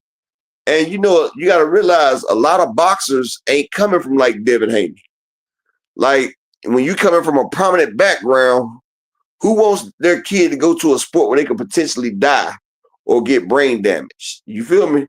Ain't no well-to-do all family doing that, except for Earl Spence because he had anger problems. His dad put him in the boxing for that. But most urban youth that's boxing, they're coming from households that don't make a lot of money. Like, you know what I'm saying? So when it's not a lot of money being made, when they get a chance to get about the streets, you know what I'm saying? Then motherfuckers try to get about the streets, Ty. And then when they get that little bit of change, now you done sold your soul, not selling your soul, but you done sold your rights for that little bit of money that you got up front. Yeah, exactly, you big dog. The rest of your career, you just kind of working it off. Yeah, I get that. I don't know what Devin Haney's deal is because from what I heard, obviously they were well off. I think it was just something that Bill's an attention whore in any aspect. No, see, Devin didn't have that problem. That's why Devin was getting like, see, Bill Haney was a hustler. You feel me? And Devin was his product. See, Devin was Bill Haney's product. And so Bill Haney stopped selling the work and started selling his son. And you feel what I'm saying? He made more money off his son than he ever would off illegal drugs. That's why Bill act the way he act, because Devin is his, this is his paycheck. That's why you hear Bill and you see Bill more than you see Devin. Yeah. Yeah, I said that. Hold it down for 2 minutes for me. Okay. Hold it down for 2 minutes, Ty, real quick. Okay. Yeah, I'm not really sure what's going on with Bill and Devin. I know Shakur is in between a rock and a hard place. I hope that he really figures it out because his next move better be his best move. They want that belt from him. Let's just call it what it is. And I know a lot of his fans, may think that he has a lot of options, but in reality, he doesn't. If he doesn't fight Zepeda, he's going to be fighting another no name when he really needs to be adding prominent names. If he wants a big payday with Gervonta Tank Davis, he's going to have to really step it up in competition. He's going to have to, I mean, he got a lot to do if he's ever going to get that fight. We may or may not get that fight. I honestly don't really care one way or the other because I don't really think it's going to be exciting anyway. We all know that when it's us against another one of us, we get less money. I mean, well, people are going to come out and see it, but it's not gonna make that much as if he went against like a Ryan Garcia or Zepeda because they have their own fan base, and we typically share one. 90% of the fans there will be Tank fans, you know what I'm saying, as well as the people who buy the fights. I mean, and that's just evident by the amount of people that bought Shakur's the last fight he was on, the last card he was on, didn't really do that well. So, I mean, I really don't think that he has that much to stand on when he goes into these negotiations. He may go to purse bid. For his sake, he better not. But if he does, it's not going to be the number that he wants or he thinks he deserves. And this really is his own problem because he adds people that don't need to be there in his pocket. Like, he was a free agent. He could have went around. I mean, I get it. Jay Prince is the muscle, but what is his actual title? Is he management or like, what is he? Because I don't really see them doing much of anything for this young man. He's the man that's taking 40% from this young man. But that's what I'm saying. What are you getting for that 40%?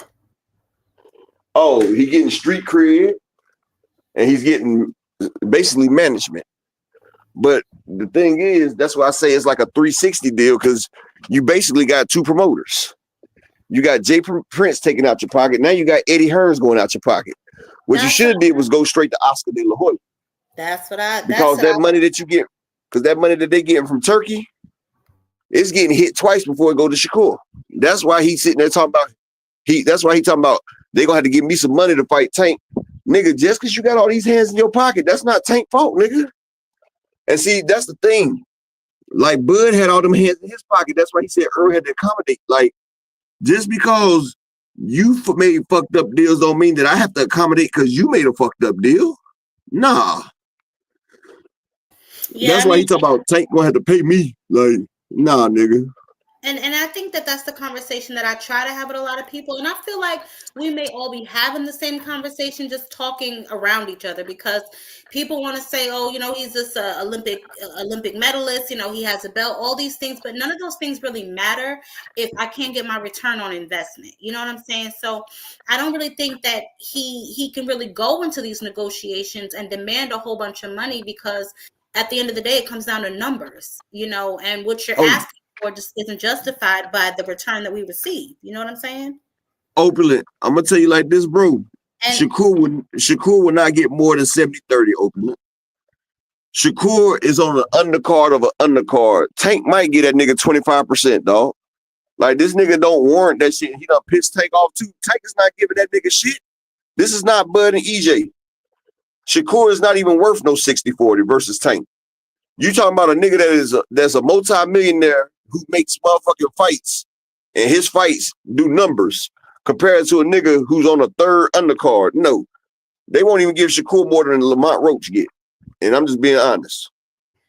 And even Lamont is getting maybe a little bit more, as we discussed before, because of his last performance. But just initially off the top, they're going to look at what Shakur does mathematically, and it just doesn't make any sense. So again, I understand that he's an Olympic medalist. I understand that he has a belt. Like, I understand all of his accolades. No, you want me to tell you how you can tell what Shakur would get. Devin Haney is not even a bigger star than Tank Davis. What did Devin Haney offer Shakur?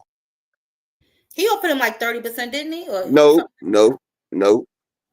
He offered Shakur 25%. Oh yeah. So if Devin Haney is offering Shakur 25%, you think Tank is going to give him up more than what Devin was giving him? Hell fucking no. No. So yeah, Oakland, that nigga, he out his goddamn mind. If he think he's getting any of that shit, this nigga's never been on pay-per-view. And now he's not even the co-mains on cards. They, like I said, they effectively dropped Shakur's value. Plus, Shakur's not even going to have the belt. Watch what I tell y'all. I'm telling you now, y'all not watching the play. Oscar and Turkey has set Shakur up. Shakur is about to be in that ring, and if he does not stop William Zepeda, which we know he ain't got the power to stop William Zepeda, he will lose that match. that towel head comment is gonna come back and hurt him. Yeah, and then that's another thing I was actually going to touch on. He's ruffling the feathers of too many important people, especially when you need them. You know what I'm saying? You don't really want to go into a situation where you rub people the wrong way. I mean, he needs to look at what's going on, like you said, with Devin Haney. You're rubbing people the wrong way, and you need these people to pay you. So there's just a way that you do things and a way that you don't do things. And negotiating your price on X is not the way that you do things. Yeah, all you do is add scrutiny. But see, that's what Bud did. He's trying to follow the Bud blueprint. And David's the same. I'm gonna tell you why your disagreement is null and void, brother. And you know you my guy, but I'm gonna tell you why. The reason why Lamont Roach got more than that because him and Tank was best friends. Tank grew up with that nigga. Tank used to stay at that nigga house. Tank respects that nigga's mom. Tank did that because he thought Lamont Roach was his homie, and he was trying to give his homie a helping hand. He even said it, David. And then Lamont Roach tried to snake him. That's the only reason Lamont Roach got that much. That's the only. Do you know how much Eastside Pitbull Cruz has a bigger following than motherfucking Shakur Stevenson? Pitbull Cruz is a bigger star than Shakur Stevenson, like crowd wise. Do you know how much Eastside Pitbull Cruz got to fight Tank Davis? Do you know, Ty? No, how much did he get? He got $500,000 to fight Tank. Okay. Yeah. The only reason Frank Martin got what he got because him and Earl was best friends. You know Earl Spence and Tank. That's why Tank was laughing at Frank Martin talking about Earl. No, I gave him that bag. He said I gave Earl that bag. You know. I mean, yeah. I mean, and then like I said before, we all know that us versus us. You know, it's really not going to bring in, a variety, a different demographic. You know what I'm saying? Like us versus Spanish or Mexican would, because they have their own fan base. So those type of fights are always going to do bigger numbers than us versus us anyway. And then you add in the fact that Shakur doesn't really have a huge following, which is proven by the number of pay-per-views that he just did in America. So 90% of those fans, like I said, will be Tank's fans. So I get that. But my point was that Shakur needs to realize that. I don't think that he's realistic. Oh, yeah. That's what I say. As his market value. It's just not, it's just not reflecting what he's asking for. And again, I don't know what exactly he's asking for. I'm not saying the boy should take pennies, so y'all don't, go crazy on me. But guess what, though? Check this out, though, Ty. And look, Shakur's biggest payday is $3 million, right? Yeah. But check this out. If Shakur, and hold on, first let me say this real quick. Alan, you said the fight ain't happening if Shakur gets 70-30 or 70-25. And you know something, Alan? I hope them niggas do try to say something because they wasn't saying that shit when Devin Haney was offering Shakur 25%. They was telling Shakur he need to shut up and take the fight for 25%. And Devin Haney is not half the star that Tank Davis is. But let me tell y'all something right here. If Shakur gets offered 25%, that would still be double his biggest fucking payday. You know why? Let's just say Shakur and Tank do a $10 million gate. Matter of fact, they put it in Vegas. So it's going to do at least $12 million because Roach and Tank did $8 million. So Shakur and Tank will do a $12 million gate. And let's just say Shakur and Tank do 300,000 pay-per-views, and that's very low for a fight of this caliber. But let's just say Shakur and Tank do 300,000 pay-per-views, right? That's 24 million. Plus the 12, that's 36 million. Do y'all know what 25% of 36 million is? That's $9 million. That's 3 times his biggest payday. So see, percentages, it goes different when it's a different type of money. So if Shakur is offered 25%, that still would be 3 times his biggest payday. So he'd be a duck if he chooses not to take it. But if I was Tank, I just offer that nigga 6 million straight up. I give you 6 million flat fee like Canelo. Canelo gave Dimitri Bivol, who was the champion. Canelo wasn't the 175 champion, but he gave Dimitri Bivol a 5 million flat fee.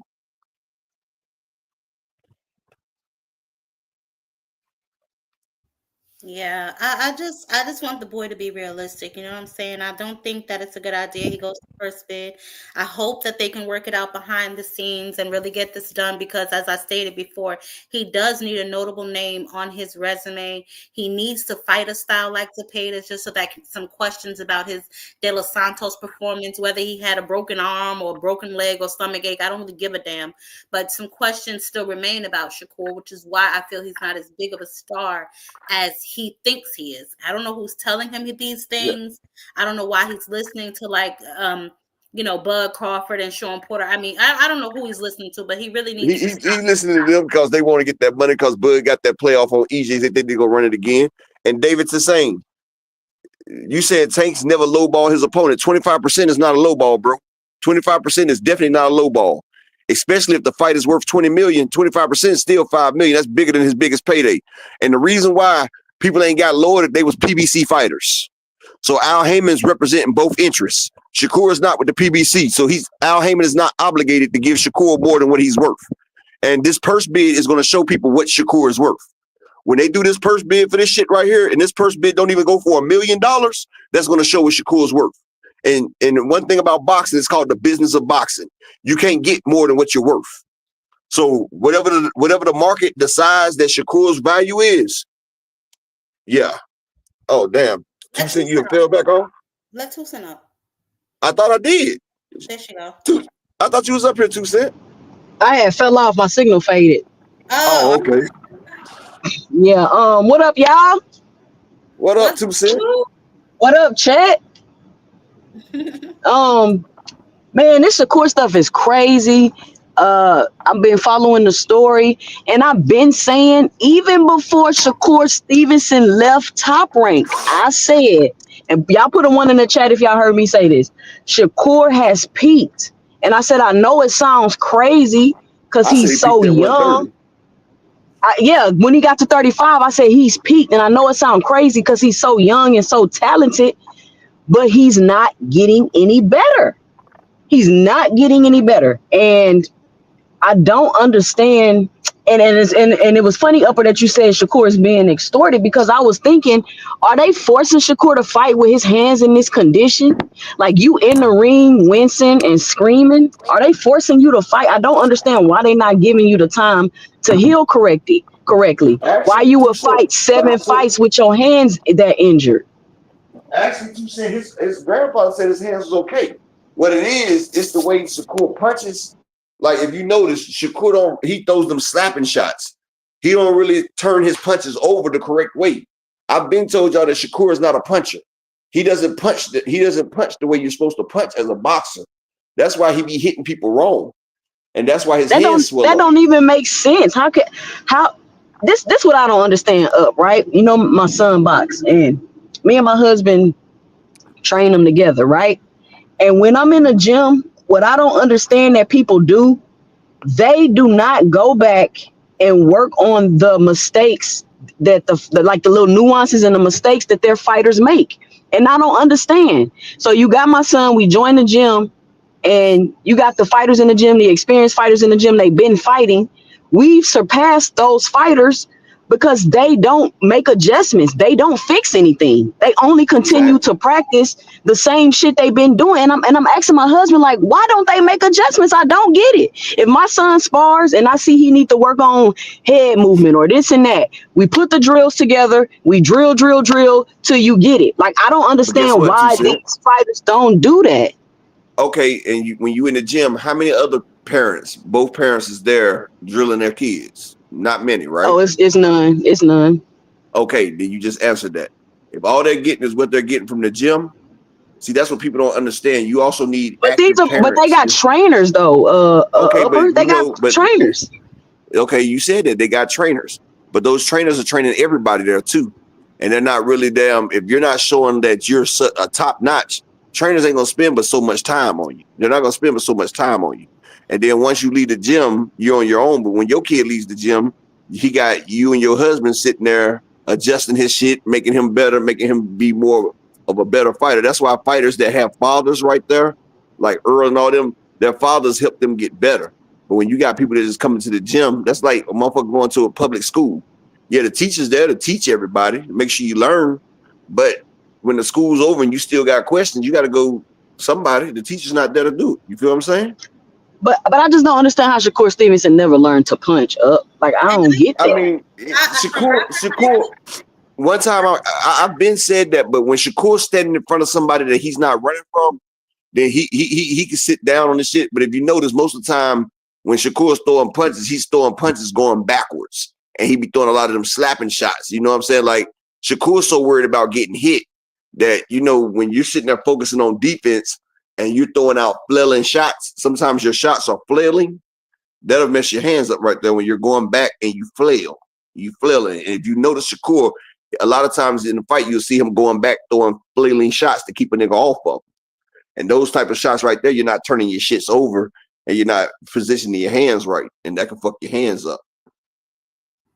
Yeah, and on top of that, they probably aren't working on anything because, you know, they be like, well, listen, he keep winning. You know, he's not really in there with tough competition. So we'll just let him do what he been doing.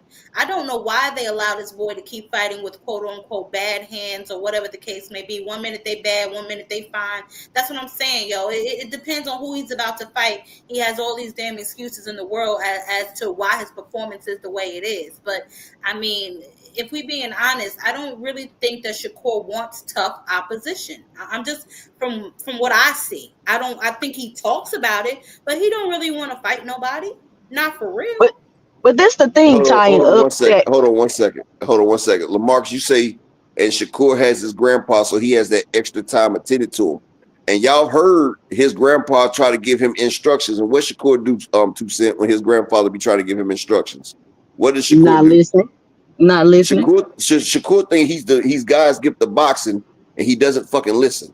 I've been hearing his grandfather give him great instructions, and he's talking about, I know, I got it. I'm gonna do it. Like, you gotta be humble. Like, this nigga, he's so inflated, his ego is so fucking inflated, can't nobody tell this nigga shit. So now most of the time he's in the gym working on shit himself because he feel like he's the next Floyd Mayweather. And that's the problem. That's crazy. That's crazy. But this is the thing. But you seen I feel like right? Yeah, I've seen it. It's just a difference between the reality and what people are saying is going on in this bubble they living in. I don't understand how Shakur let me give you a great example, 2 Cent. What about when you see these women, they like 3 and 4s, and they think they call themselves 10s? Oh, that's the women that be calling Kevin Samuel. I know, no, like most of the motherfuckers on Instagram and TikTok, they swear they 10s, and they talk about why everybody men approach, you know, and why ugly people approach me, and niggas need to stay in their lane. They don't know how. Like, beauty is in the eye of the beholder. Okay, and also his beauty is they paint they faking faces. Like, mama, you're not a 10. You're not a 10. You just a Picasso right now.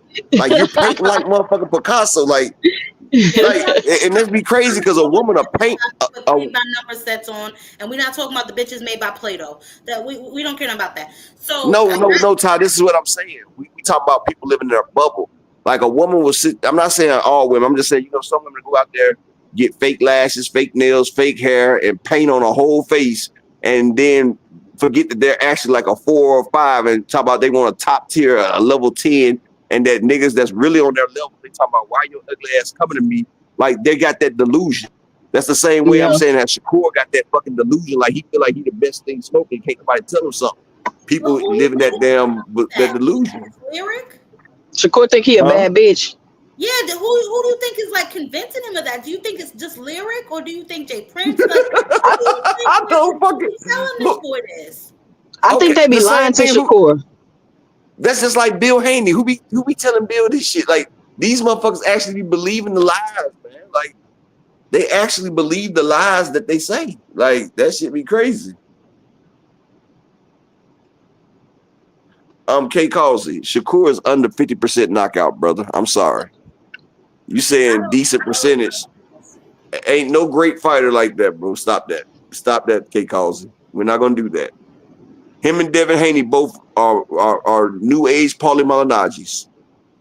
Devin got most of his knockouts in Mexico, and Shakur got most of his knockouts his first 10 fight when he was fighting bums. We're not gonna act like these motherfuckers done stop real opposition. We're not gonna do that.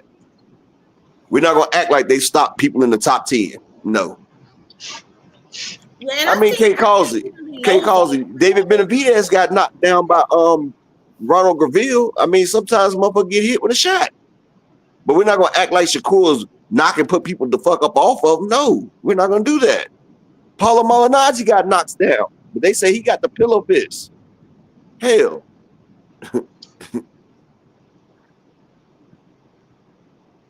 Yeah, I don't know who's telling him this, but you can tell he don't really believe it, or he would be going at the big fights. I mean, there was I don't know if they were how serious they were when him and Ryan were on that call about a fight, but that would have been another opportunity. Ryan would stop Shakur. Everyone, I said that, but people laughed at me because I said Ryan would beat the shit out of Shakur. What I was talking about. So I don't know, but that's why why you think Keyshawn and Shakur after that live they didn't pursue it? Because Ryan said we could do it. That's what I'm saying. And guess what? That would have been the biggest fight for either one of them. Yep. That would have been the biggest fight for either one of them, and it would have been a pay-per-view fight. But they seen what the fuck happened to Devin. They like, you know what? It ain't worth it. After the Tank fight, wasn't it? Oh, but you know what debate they was trying to have on my panel? Was that 2 Cents After Dark talking about Devin could beat Boots? They want to see Boots and Devin, they think that's gonna be a competitive fight. Hacker and his lies. Yes, that was then. He said that was boxing. I seen that shit, but I was in the bed with my wife and we was watching that shit, and that was that nigga Mushmouth on your shit. That was Mushmouth saying that shit. And I was like how the fuck can Devin? I said, how the fuck would Devin beat Boots if he's going up in weight? He couldn't handle the power of Ryan at 140. Now he's about to go up there with a nigga that's gonna switch up on him, come through, and the fucked up shit about it. That's a terrible style matchup. No, you want me to tell you why it's a terrible style? Boots is 5'11" with a 74-inch reach. Devin, you usually have the reach over everybody. You're slow. Boots is much faster than you, much powerful, and he got the reach. Devin will get destroyed in 5 rounds or less. 5 rounds or less. Yeah. And I put a house on that. Boots will stop that man 5 rounds or less. Yeah, but the opportunity that I feel to get notable names on his resume, he passes by, or he makes like this big spectacle of it, like it's all of this and it's all of that. Like I keep telling people, and people tell me, oh, the card, everybody watch the card, even if they fire sticked it. Well, what do you think they're going to do their numbers based on? The 100 people that watched it or the 50 people that paid to watch it? You know what I'm saying? So if Shakur has all these fans, well, tell them to stop being bums. Buy the shit. Show up to the shit. You know what I'm saying? Like, really show your support. He doesn't have the fans. It's Tank haters. I know that. That's what I'm trying to say. Like, he's not this big star. So I really don't know what he's going to go to the negotiation table with or how he's going to negotiate. Now, try and get as much as you can. That's what anybody, you think you're worth this. I say you're worth this. We can try and meet somewhere in the middle. But I said it before and I say it again. The market determines what you're worth. I don't give a damn how many belts you got. If you're not going to put no asses in the seats, who cares? David's the same. You said it's a unification match will make Shakur believe he's worth more. Bud got 50%. And David, that's an outlier. And that's the reason because Earl Spence dreamed of being undisputed at 147. So Earl Spence was willing to put it all on the line because he wanted to be undisputed. One thing about Tank and the big difference, first off, they're not going to let that play run again. Bud ran a street play. Bud a sweet talking snake ass nigga, and he ran the play. And he got Earl. He got Earl's phone number, and he was late night talking with Earl, and he was like, man, we could do this. Tank don't care about the belts. He could have been undisputed versus Kambosos, and Kambosos said that Tank was the A side. Kambosos said that Tank is the only person that is the A side at 135 against him. He said nobody else. And Tank said, if you drop the belts, we could fight. So the unification match with Shakur, that doesn't mean a bitch ass thing. That's not going to make Shakur more valuable. Nigga, you're on the 3rd spot of a card. You're not headlining cards no more. You're fighting overseas. You take what the fuck you get, or you keep fighting these fucking bums. But like I said, we're not going to have to worry about that no more. And I hate the fact that Shakur bobbled his chance to get the Tank fight because real life shit, he's not going to get past Zepeda. He done sat there and said the wrong shit to Turkey out of shitty, and he can't stop Zepeda.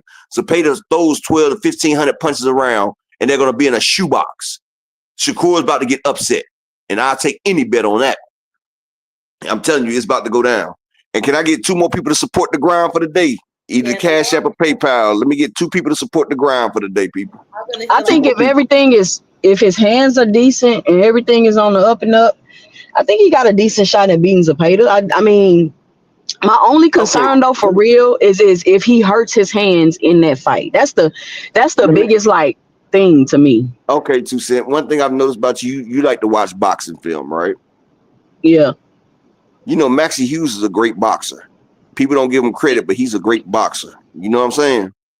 Right. Right. Giovanni Cabrera is a great boxer. We've seen him. I He like got Cabrera. robbed I in like pit. Cabrera. Yeah. Cabrera actually beat 6 undefeated fighters. He's the one that beat that nigga that was Elijah Pierce. Like, he's actually a hell of a fighter. Giovanni Cabrera got robbed for his first loss against Pitbull Cruz because he actually beat Pitbull Cruz. But And he Pitbull dropped him. Cruz, yeah, but He put the Pitbull Cruz, blueprint out. He put the blueprint yeah, out on how to beat yeah, him. but Pitbull Cruz is the bigger name, so of course they're gonna make Giovanni Cabrera. You know what I'm saying? But Williams Zepeda stepped on Cabrera. Williams Zepeda stepped on Maxie Hughes. And you know who Maxie Hughes and Cabrera fight like? Who, Zapata? No, they fight like Shakur. Shakur. Yeah. Maxie Okay. Maxie Hughes is a lateral moving, fight off the back foot fighter like Shakur. So is Giovanni Cabrera. Giovanni Cabrera is a technical, counteracting back foot fighting fighter. That's why Oscar gave him them 2 fights back to back. And you know, Tevin Farmer, he's another fighter that fights defensively, but Tevin Farmer got that U-How in his system. Now he got power now. So you know, you need to stop. we're not gonna act like he's not on some shit, Ty. We're not gonna act like Tevin Farmer didn't take 2 years off to get that damn on some shit. The man has 6 knockouts in 31 fights. Then he comes back. His first 5 fights, he's done dropped everybody. He knocked out 2 of his first 3 fights. The third fight, he knocked the nigga out in the first round through the high guard. The nigga was blocking, and Tevin Farmer bomb punched through the block and knocked the nigga out. The nigga hurt Muratalla. He's the first person to drop Williams Zepeda. Williams Zepeda has been in the ring with Mexican punchers and has never went down. Tevin Farmer hurt that man and put him down. You're not gonna tell me that man ain't on shit. I know what people look like when they change. How you go from how you go from a 12% knockout percentage to knocking shit the fuck down? Come on now.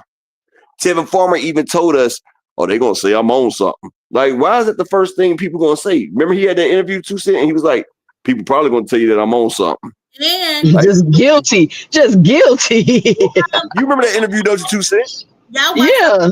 With Mill City, yeah, like why would anybody say some shit like that? What Schofield alluded to it, like, I ain't never seen Tevin Farmer with that tick.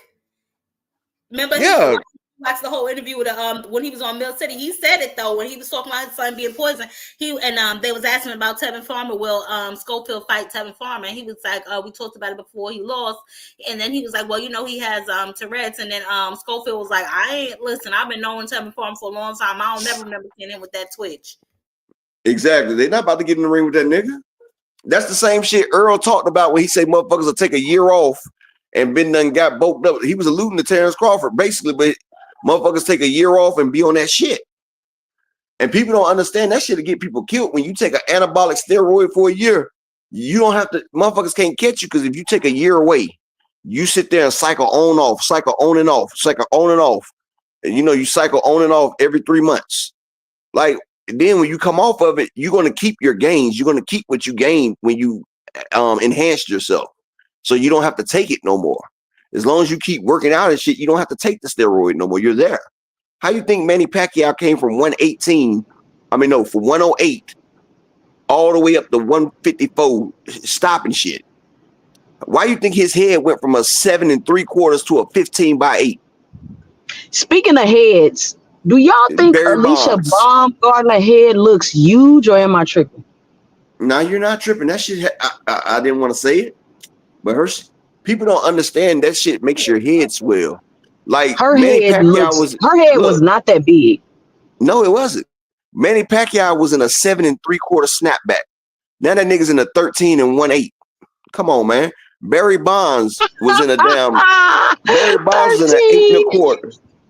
Barry Bonds was in an 8 1/4. Now that nigga's in a 20 13. Do she not see her head getting bigger? I don't know. That looks like a lollipop, though. I ain't gonna lie. Nah, they really turn into bobbleheads. Like the little bobbleheads because that be bobbling.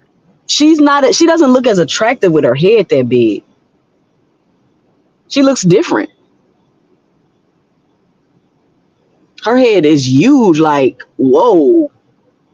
Like, are you sick? Are you okay? Yeah, I don't know what's going on with all that. She do look like a little lollipop though. I was Her watching them head is like big. they little face off, whatever the hell they just had the other day.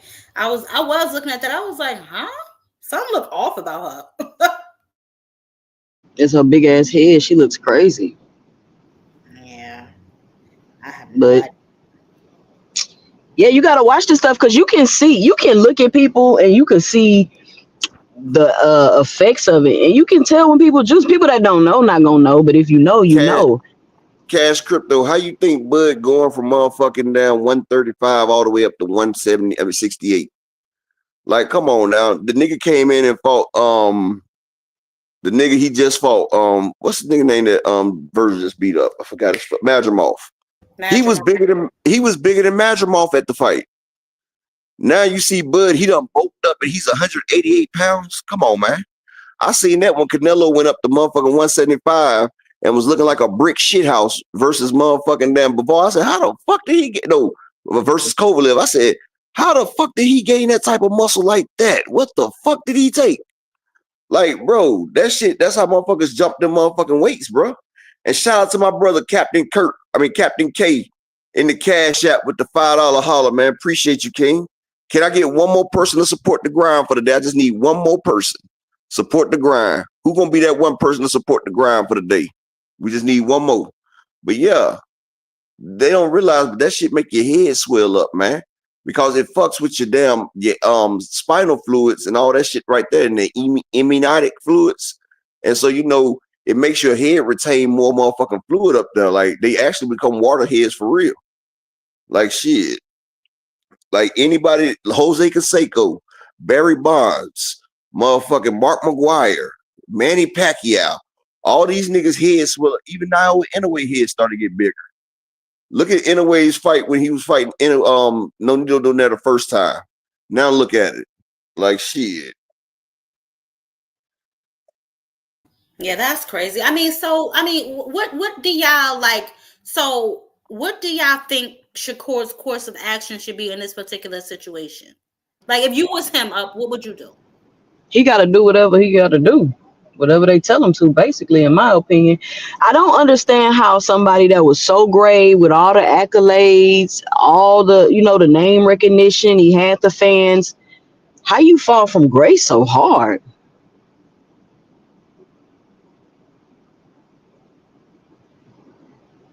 Yeah, that's what I don't understand. Like I said, more than the money to me is the opportunity, right? So if you get in there and you step on Zepeda, you know what I'm saying? You beat him convincingly. It's an entertaining fight. Then that may open up some more doors for him. But if you just go in there on your high class pity pass shit, you pretty much done. Like we've all been discussing. He is being lined up. They want that belt because you not bringing no money in, and we paying out all this money for you. We in a deficit fucking with you. And the zone. Who in a deficit? Not Turkey. Turkey spares no expense. They got unlimited money. So that Turkey ain't got the money and all that. Me personally, this is not directed towards you, but I'm saying me personally, I don't want to hear that because that can't be no excuse you using for Shakur. When you overpaying Crawford, you overpaying this fighter, you paying Tyson Fury $100 million. Like, what are we talking about? You can't give Shakur his couple million you promised him? Well, now, why all of a sudden does his value matter, his worth matter? That's why them fighters are over there, because you don't have that same value system about paying fighters what they worth. But don't you think that's what it is, though, Toulson? Like that was an illusion. That was just a reason to get them over there. I don't really think that Turkey had all that money to begin with. And if we being honest, I don't think he's paying niggas what he's saying that he's paying niggas. He probably not, but since that's the narrative they was rocking with, that's the narrative I'm gonna rock with. I just went in the server chat, LaMarcus, and posted. What do you mean?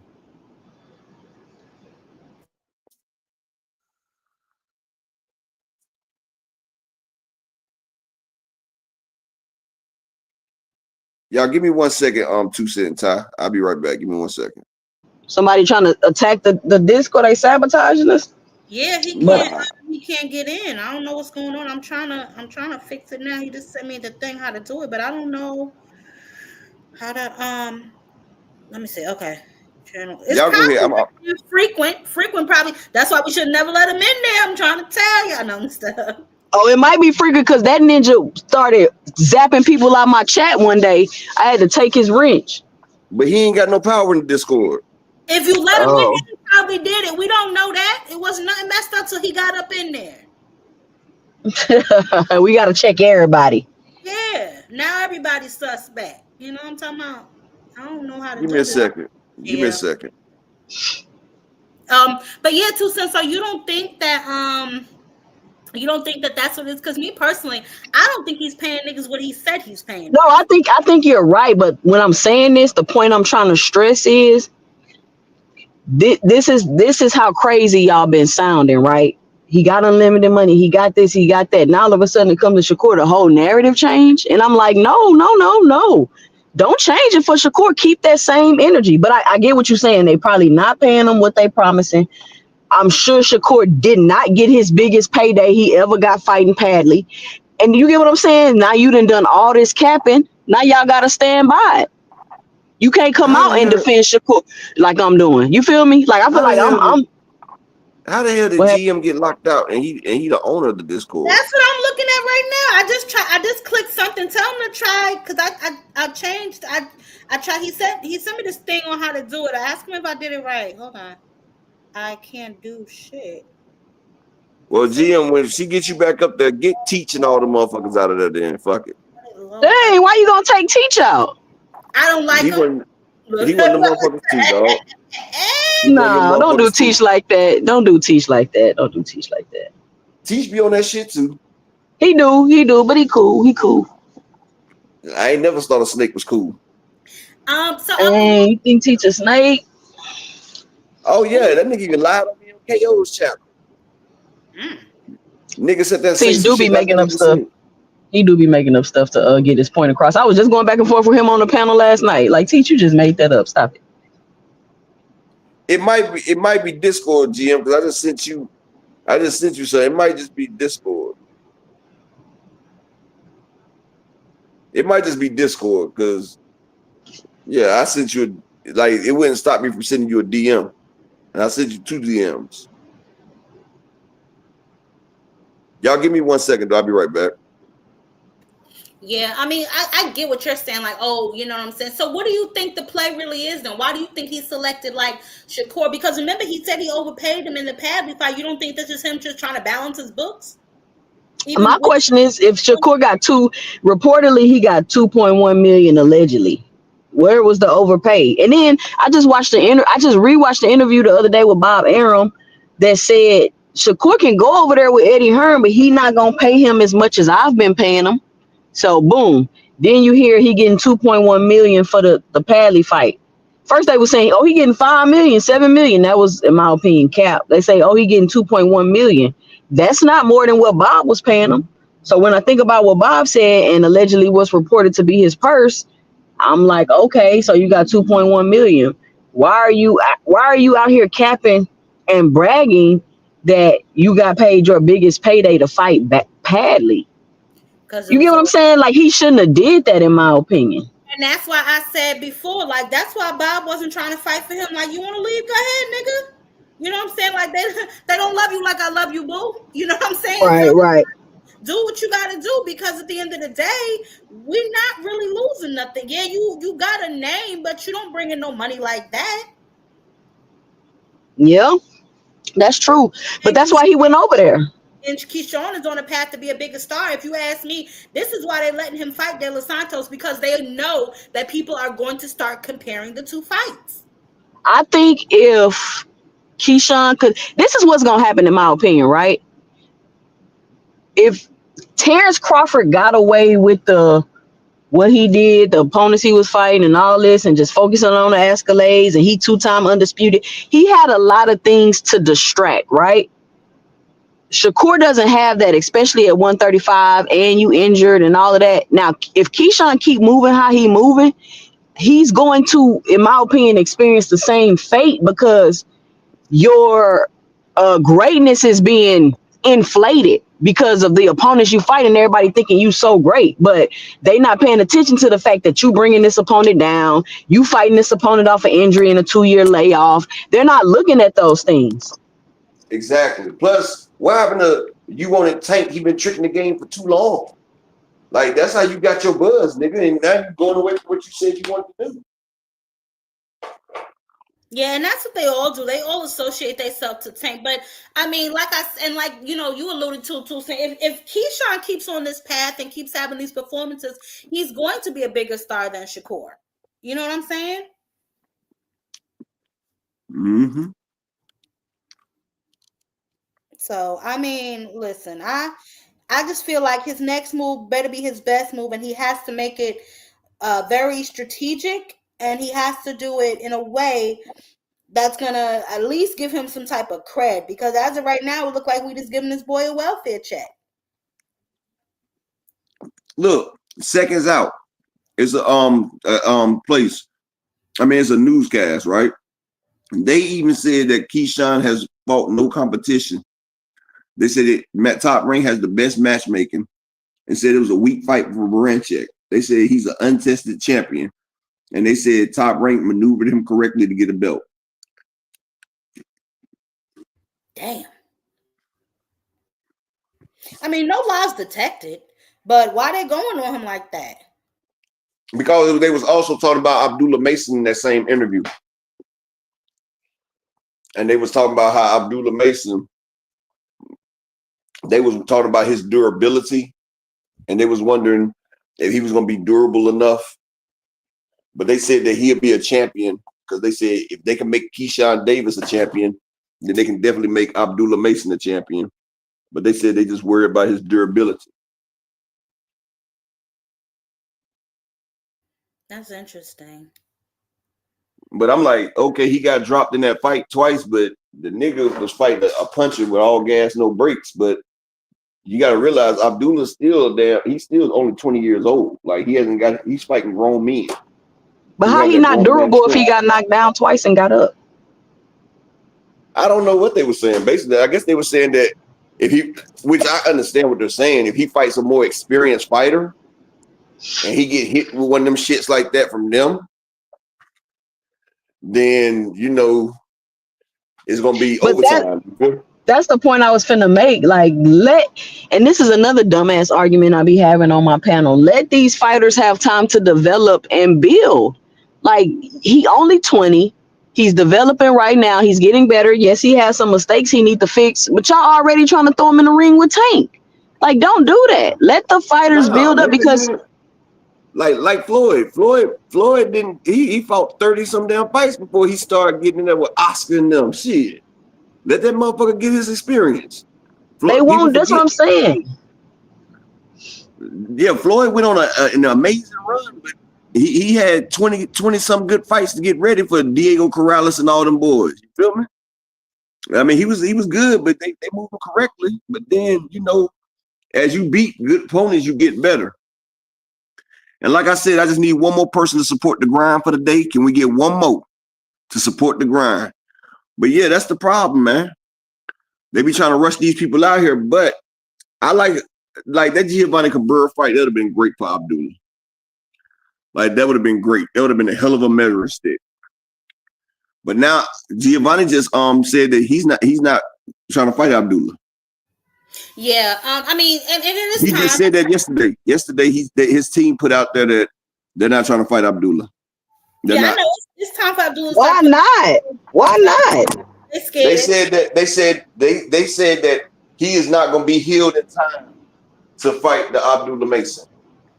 And that nigga seen what the fuck Abdullah just did. I mean, shit. Like, you're not getting paid that much to fight Abdullah Mason, for one, because he's still a prospect. Motherfuckers ain't trying to go out there and get their damn bill wrong for a prospect. Hell no. You remember Keith Thurman? He wasn't trying to fight Boots. He wasn't trying to be Boots stepping stone. Motherfuckers that they're a 3-pin salute. Motherfuckers that got a name is not trying to be a stepping stone, you see? Yeah. And Giovanni Cabrera do got somewhat of a name at 135. He's a beast. He just got stepped on by Williams Zepeda. He ain't trying to get stepped on by Abdullah too now.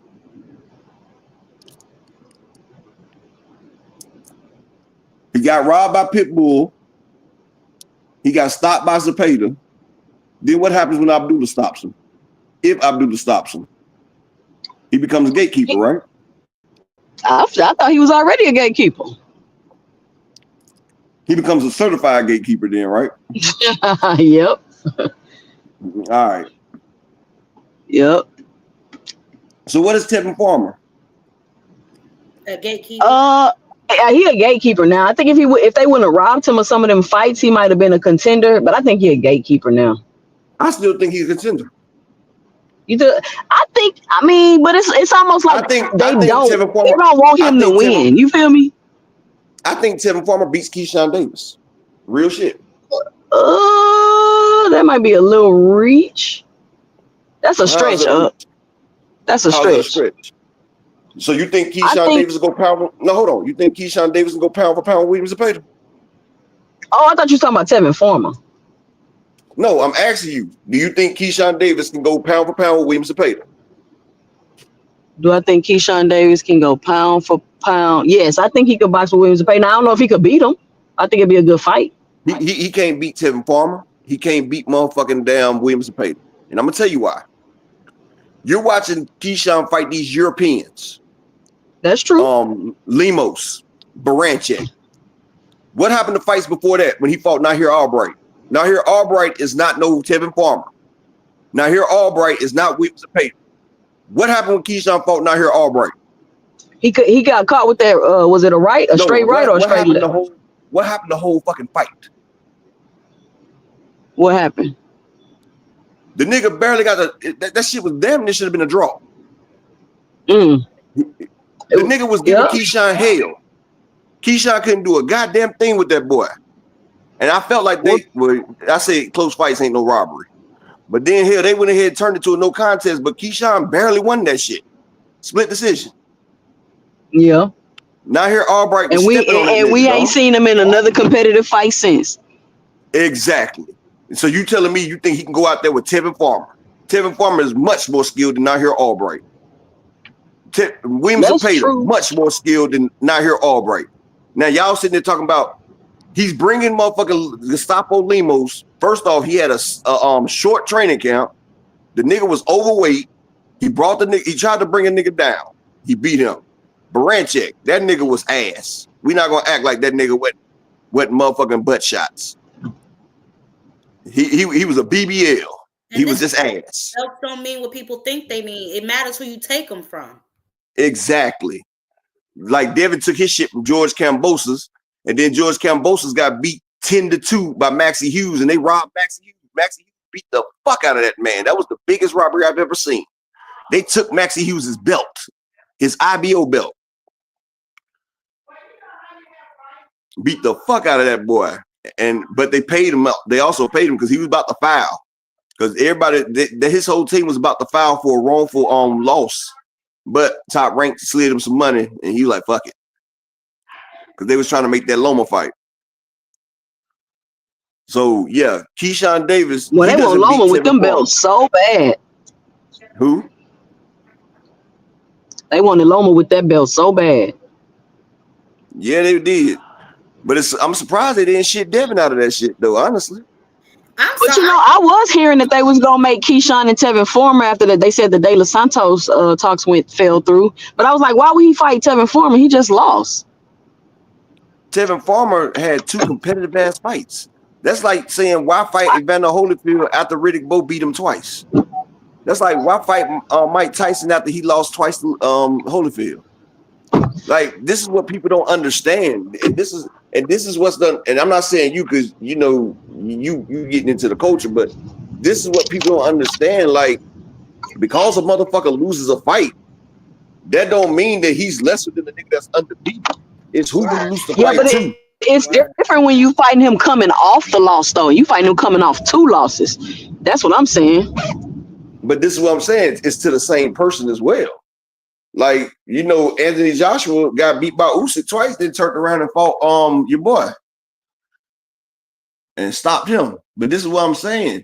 Like, back in the days, you had motherfucker. Matter of fact, look at Sean Porter. Sean Porter got beat by Kell Brook, motherfucking damn Keith Thurman, Then Spence, then old boy still wanted to fight him. That's what I'm saying. Like it. I get what you saying. I get what you saying. That's like when I picked old boy. I think it was a Suleiman Sagawa. There was a nigga. It was a nigga a couple months ago. He had 6 losses. Remember? And he was fighting against a nigga that had 1 loss. And remember, I told you that that nigga with the 6 losses was gonna beat the shit out that nigga with the 1 loss, right? And you remember he beat the shit out that nigga with the 1 loss. You remember he beat the shit out the nigga with the 1 loss because iron sharpens iron. It's not about how many losses you got; it's who you got them losses by and how bad the losses were. Like you got motherfuckers like Showtime Sean Porter. He lost to Kell Brook. It was close. He lost to motherfucking Keith Thurman. It was close. He lost to Spence. It was closer than it should have been. He got these losses, but it didn't diminish his value. Because they're respectable losses. Yes, I see what you're saying. Exactly. Yeah. And they was good fights. Good competitive fights. And that's what I be telling people. If you win, and just like I'm like people saying everybody's scared to fight Shakur, but I'm like, if you lose to Shakur in a good competitive fight, I don't understand why anybody would be scared to fight you. But look, they don't want money in it. Tevin Farmer just had 2 competitive fights with Williams Zepeda. So you can't take nothing off of that. But if you lose to Shakur, you become a nobody. You lose to Tank, you become a somebody. Because they don't see Shakur as a person you should lose to. I'm just saying that's the way they see him. They don't see him as that. You can tell by the way his contemporaries talk about him. I don't know if y'all saw the interview that Rolly did, not this last one, but the one before that. He laughed at him. Ryan was on the Breakfast Club laughing at him. Like they don't even take Shakur seriously. They don't. That they're gonna have to chase him because Shakur's gonna be a whole bunch of diddy bopping and flip flopping, pussy popping and running around the ring, pity pat. Nobody's interested in that. You know what I'm saying? There's really no money. That's why Pitbull Cruz said, no, we're not gonna fight him. That's why Lomachenko, his team came out and said, us versus Shakur is not gonna be a good fight. We don't have time to be chasing him all fight. I mean, I get it. He's defensive. Somebody cut the ring off and just beat him up. Like, what is the problem? Yeah. Okay, but check this out. You got to catch him first. First off, you got to catch him. That puts you at a disadvantage, 2 Cent. You know why? Because if he's the champion, that means you got to chase him down. And you teach your son boxing, right? Yes, and he knows how to cut off the ring. I don't understand why they don't cut off the ring. Okay, but what happens when you cut off the ring? If you're going against a person that can box, hold on. No. If you're going against a person that can box and you're trying to cut off the ring, what can he do to you? Throw a jab? What? It's called setting a trap. When you hear when they say boxers set traps. Yeah. When you chasing behind somebody, did you know that Regis Prograis chased behind Devin Haney the whole fight? Remember that? That's because Regis Prograis' feet is trash and he don't know how to cut off the ring. But still, it puts you at a disadvantage when you have to chase somebody. And motherfuckers don't want to do all that shit. That puts you at a disadvantage. Why put yourself at a disadvantage? Even though you can't cut off the ring, you about to expend your energy chasing this nigga. And while you're shifting, coming forward, he could be sitting there set. And as you shifting your feet to come forward, he catch you between strides. Then what? I used to do that shit a lot. Like the nigga I told you that hit me in the body that hurt me. No, the nigga that hit me in the body that hurt me 2 Cent. Remember I told you that nigga hit me so goddamn hard. I was like, what the fuck? Yeah. What I say I did? I said I went lateral on that nigga. You feel me? I started going lateral. I made that nigga chase me. And guess what he did? He walked into something that he shouldn't have walked into. I saw when he came forward and I let that bitch go. And he walked into some shit he wish he never walked into. So when you chase a wounded animal is dangerous. More dangerous than anything. Exactly. You don't want to have to chase an animal. You feel what I'm saying? That's why, remember when Tio was fighting Jermaine Ortiz? Remember that fight, 2 Cent? Yeah, and he was chasing him around? No. Remember when Tio was getting boxed up, right? And Tio got frustrated from getting boxed up, right? What did T.O. do in that fight? When you talking about when he laid on the ropes and told him come here, like fight me on the inside? Remember when T.O. danced all the way back to the corner, right? Yeah. And he told that nigga to come on. You know why T.O. did that? Because he was tired of running around. No, T.O. was trying to set him up. Because Jermaine you see Jermaine Ortiz didn't come, did he? No. You know why? If you're fighting against a boxer that has any type of skill and you come forward, you're walking right into a goddamn trap and they're going to pop your goddamn ass. I'm just being honest. Asante El Salute, you never chase a fighter unless you got their motherfucking ass. But what's the difference between chasing and cutting the ring off though? Because to me, if I'm cutting the ring off, I'm setting the trap. I'm setting the traps for you. Yeah, but see, cutting the ring off is you beating them to that point. Right. But you're not gonna beat Shakur to that point if he could turn around and run. You've seen it in the Edwin De Los Santos fight. How you gonna cut that off, 2 Cent? You gonna have to play some defensive slides like you playing basketball on that boy. Now you gonna have to be like a defensive back. You gonna have to put the Richard Sherman on that nigga, dog. Like that nigga literally turned his whole waist and ran. That was crazy. That was a nice ass take, wasn't it? Salute to my nigga Boxing Novas in this motherfucker. Chilling, peace and blessings, homie. Yeah, he has a lot of unanswered questions, and I don't think he likes to get hit. I don't give a damn. But that's why he works on mostly defense, because I think that boy is terrified of getting hit. He doesn't want to get into a firefight because he's not confident that he can win any exchange like that.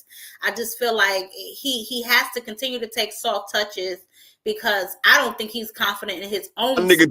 Shout out my nigga D1 with the $1 holler in the cash app. Appreciate you, King. And shout out to Boxing Novas in the cash app with the $5 holler. I appreciate y'all, man, for supporting the grind. Like I said, start Monday, I'm gonna start going live on the other channel since they keep popping me on this channel. I probably got a strike for the day too because I said some shit early. They still striking you? Lord have mercy. That's why I'm gonna go. I'm gonna make my other page monetized. I got 400 subscribers over there. I just build it back up. Probably take about a month.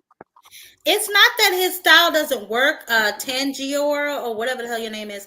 It's not that his style doesn't work. It's the fact that nobody cares about that type of style. This is what I think, honestly. I think we're focusing on the style, but I don't think the style, turn it down, Cohen. I don't think the style is really the issue. I think it's the level of competition that he fights. If he was fighting more competitive fights with the style and being successful, I don't think he would get as much scrutiny. But you're not fighting high levels of competition. You claiming you the greatest, and then it's like, what? And so then people think it's the style, but it ain't the style. It's the level of competition. People don't feel like you're being challenged. Tanjiro, and allude on what she said, it's not like Shakur's style works. When you got fighters like Pitbull, and you got fighters that are crowd pleasers, like, I don't give a fuck. Matter of fact, I'm gonna give you a perfect example. Jerome Boots Ennis is a crowd pleaser. How did his first fight with Karen Kukadajian look? That's the way Shakur fights be looking. And crowds do not like that. When you're trying to become a star, you're not trying to sit there and be chasing a fighter that don't want to engage. You can say what you want to say. That nigga talking about he the next Floyd. No, Floyd didn't run from people. Floyd stood in the pocket with Canelo Alvarez and traded with that nigga. And Canelo couldn't hit that man. So you can't compare Shakur with Floyd or none of that shit. Yeah, and pretty much y'all want to act like no. You said people like a technical boxing style. That's not technical boxing, Tanjiro. That's not technical boxing. Is when you stand in front of your opponent and you swimming without getting wet. People think that what Shakur doing is swimming without getting wet. No, that's called running from an invading. That's running and invading. Floyd Mayweather was standing right there in the pocket and you cannot hit him. You go watch the Floyd Mayweather tapes. Floyd was sitting right there popping, dropping, doing all that shit right in front of Canelo. Canelo was throwing, he could not hit. He was not turning his hips and running the fuck away from people and making them chase him down half the round. No, that is not a style. That's called hit and run. He's doing guerrilla tactics. And motherfuckers ain't about to do that shit. Motherfuckers ain't got to do that shit. They can go out there and fight a motherfucker that'll be crowd friendly. That's why Okay, Tanjiro, I'm gonna give you one better. You said it sounded like his style working, right? That's why his style got him fighting on a Thursday. That's why his style got him fighting on a card that he's not even the co-fucking main. He's the third fight on the card. So yeah, that style working for him. Because this isn't the amateurs. It's not just about winning, and that's what people don't want to accept. And that's why they have a problem when a fighter becomes a star or a pay-per-view star, and y'all want to say, "Oh, they ain't fought this, they ain't did that," because it's not just about winning. It's not just about accolades. That shit don't translate $2. And it's obvious that Shakur Stevenson's focus is to get dollars. So if he wants to get dollars, he needs to be more entertaining. You cannot just focus on winning. That is not what the crowd or the fans really care about. Yeah. You look at Adrian Broner. You know Adrian Broner gonna get his ass whooped in a fight, but he still got a cult following of people that's gonna watch him fight. Why is that? Because he's entertaining. Look at Earl Spence. People want to clown Earl Spence. Every time you bring up Earl Spence's name, they want to throw personal attacks. And if people keep doing that, I'm about to start going in real hard on Terrence Crawford because that shit really starting to get on my nerves. I don't make personal attacks against Terrence Crawford. I talk about boxing. Anyway, when you look at Earl Spence, people still waiting on him to come back. They don't care he got beat up like that by Terrence Crawford. Even Earl Spence haters is like, when is Earl coming back? So that whole thing, fans want to make it seem like all you got to do is win because that's all you have to cling on to for Shakur. That's all y'all have to cling on to for Devin. That does not translate $2, which is why both of them are in the position that they in. And that's the thing that I never understood. Y'all acting like these two are such big stars, yet why they fights ain't selling out? Why wasn't nobody running around here talking about Devin's press conference? He had 2. I didn't hear not one Devin fan talking about his damn press conferences. Yeah. I don't hear nobody banging down Turkey's goddamn ass. Where's the fight? Where's the fight? We want to go. I don't hear nothing about no more tickets being ready to be sold out. I don't hear about nobody complaining that they can't go to his fights. Where's the love? Where's the support for these men that y'all claim y'all like?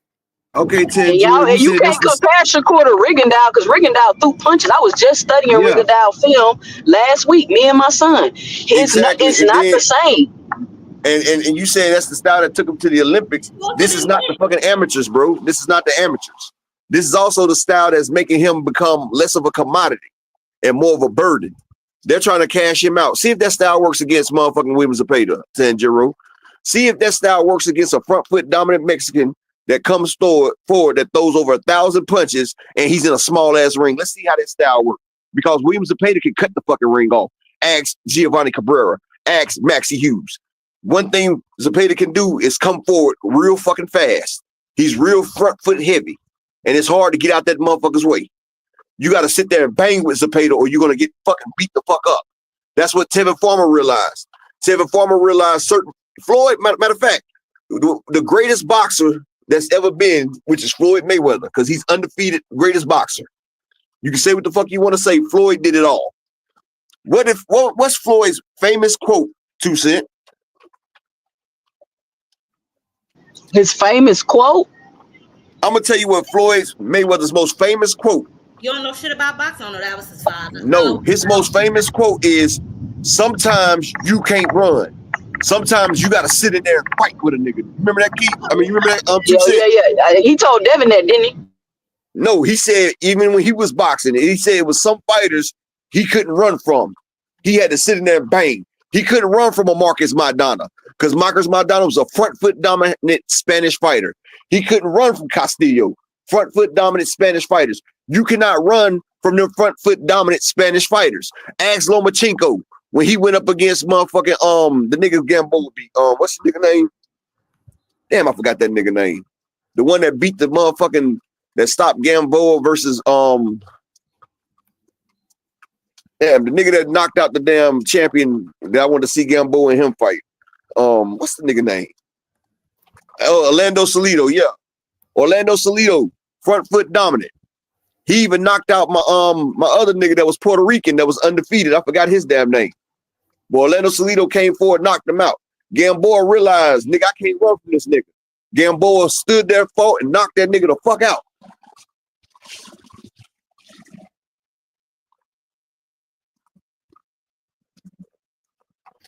Yep, you're gonna have to fight. You're gonna have to fight eventually. The moment in every 10-0.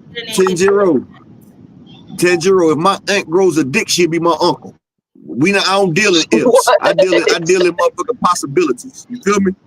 And it ain't no if. There's no way he gonna be able to wash Zepeda with that fucking style. The only way he's gonna wash Zepeda, he's gonna have to stand in there and fight, bro.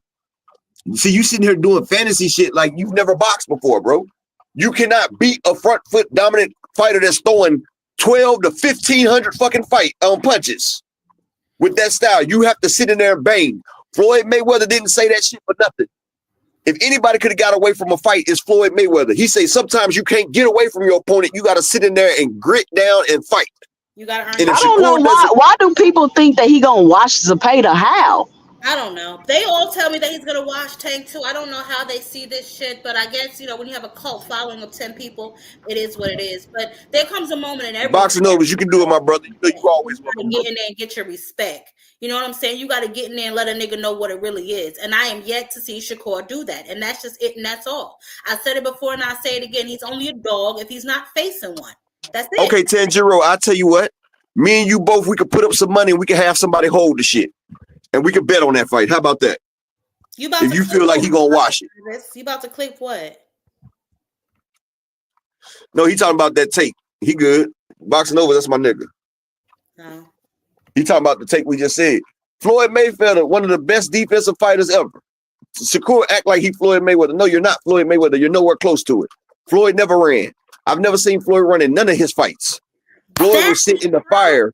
Got it. Maybe that's why he thinks he's some big star, because he has people like Terrence Crawford. He has people like Mayweather. He has people like Andre Ward in his corner egging him on. Maybe that's why he thinks. That's why, yes, because he's around the people, and them people are trying to help him, but he's not helping himself. Yeah, he's not. That's my question too. Why does he need so much support? You got all the Hall of Famers from the last area in your camp watching you spar. Like, why do you need so much support? Or am I tripping? Because they know he's weak. Let's be honest.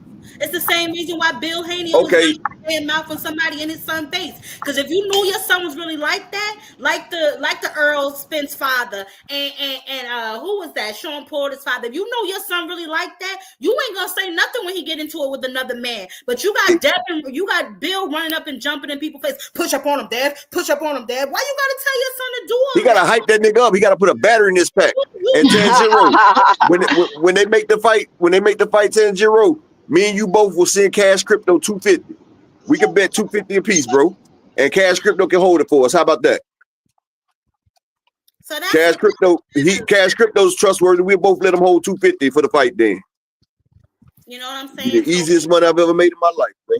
That's why. I think that's why, because they know he really weak. You know what I'm saying? It's only then do you do stuff like that. It's like 10 of y'all. Like it looks crazy. Like you got Mayweather. You got Mayweather, Andre Ward, Terrence Crawford walking you out in the De Los Santos fight, and then you perform like that. Like, bro, like you just embarrassed them, bro. Like, what are you doing? Whole thing, yeah, you not none of these people. You know what I'm saying? Terrence Crawford, even though, you know what I'm saying, I ain't really the biggest fan of his, that nigga will fight you. Mayweather will fight you. Andre Ward will fight you. You running around in this ring like you playing pity pat. You know what I'm saying? It's like he's scared to get it. I'm telling you, yo, it's something about he don't trust his own chin. He can't possibly. I feel like Shakur must have been getting knocked down or knocked out in sparring or something. Because everybody's saying, think about it, the Tank fight, right?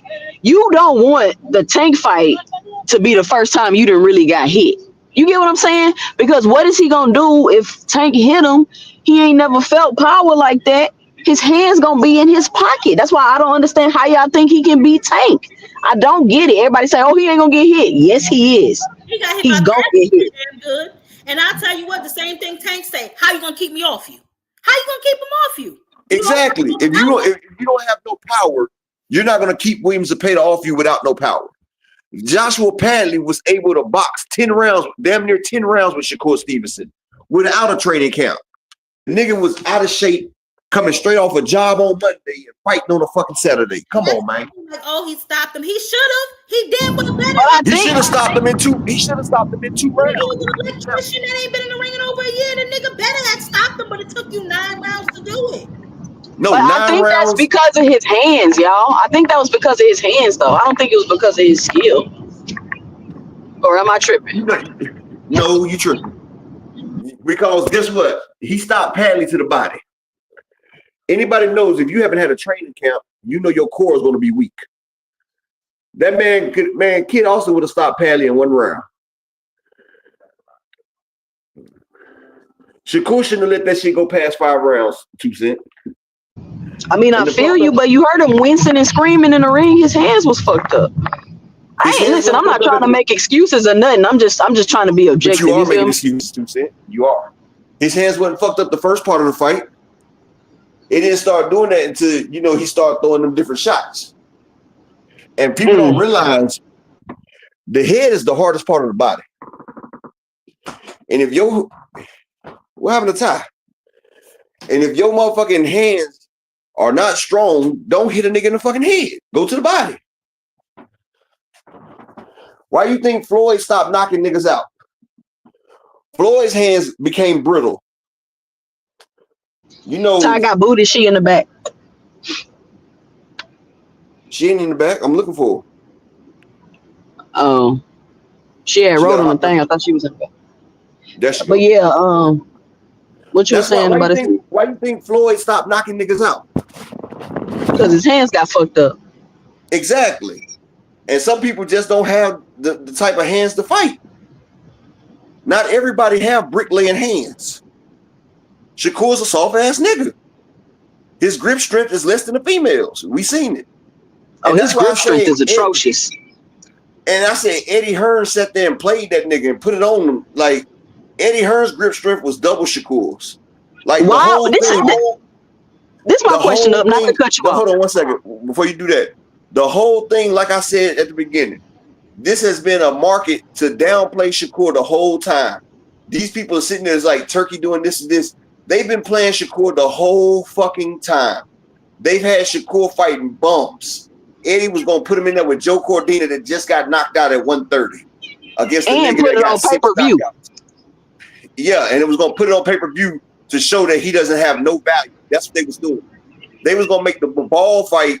They was going to make Ball and Better Be a regular TV, and they was going to put Shakur and Cordina for pay-per-view. That shit when they got 10,000 pay-per-view buys. Well, we see they was already trying to play him. People didn't even see the setup. Why would you put Shakur versus Cordina as a pay-per-view? That's why Shakur faked like he messed his hand up, because he seen the play. Jay Prince seen the play. He was like, nah, you ain't taking that fight.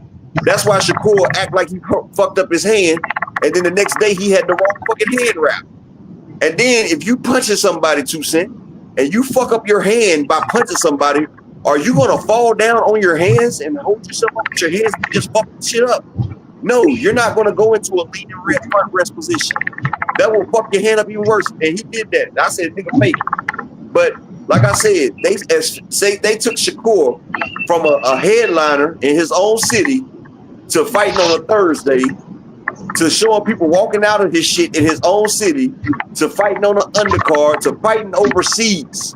They effectively brought that nigga's market value all the fucking way down, and people don't even realize what the fuck they was doing. And that's the shit I'm saying. I've been saying that this whole time up. I've been saying, like, he is declining. What are y'all looking at? Like, nobody's being honest about the reality of Shakur Stevenson. And why did he allow that? Why did he allow that? I'm going to tell you what it is, 2 Cent. It's just like a female when she's too far into, or a nigga, a female or a nigga, when they too far into they lie, they just got to ride that shit all the way back out.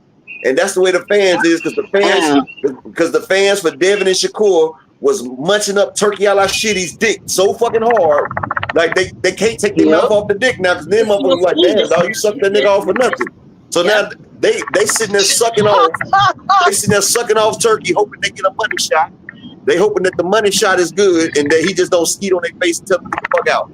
But this is what he's about to do. He's about to skeet in their fucking faces. He gonna throw their ass a Senny nap and tell them niggas get the fuck out.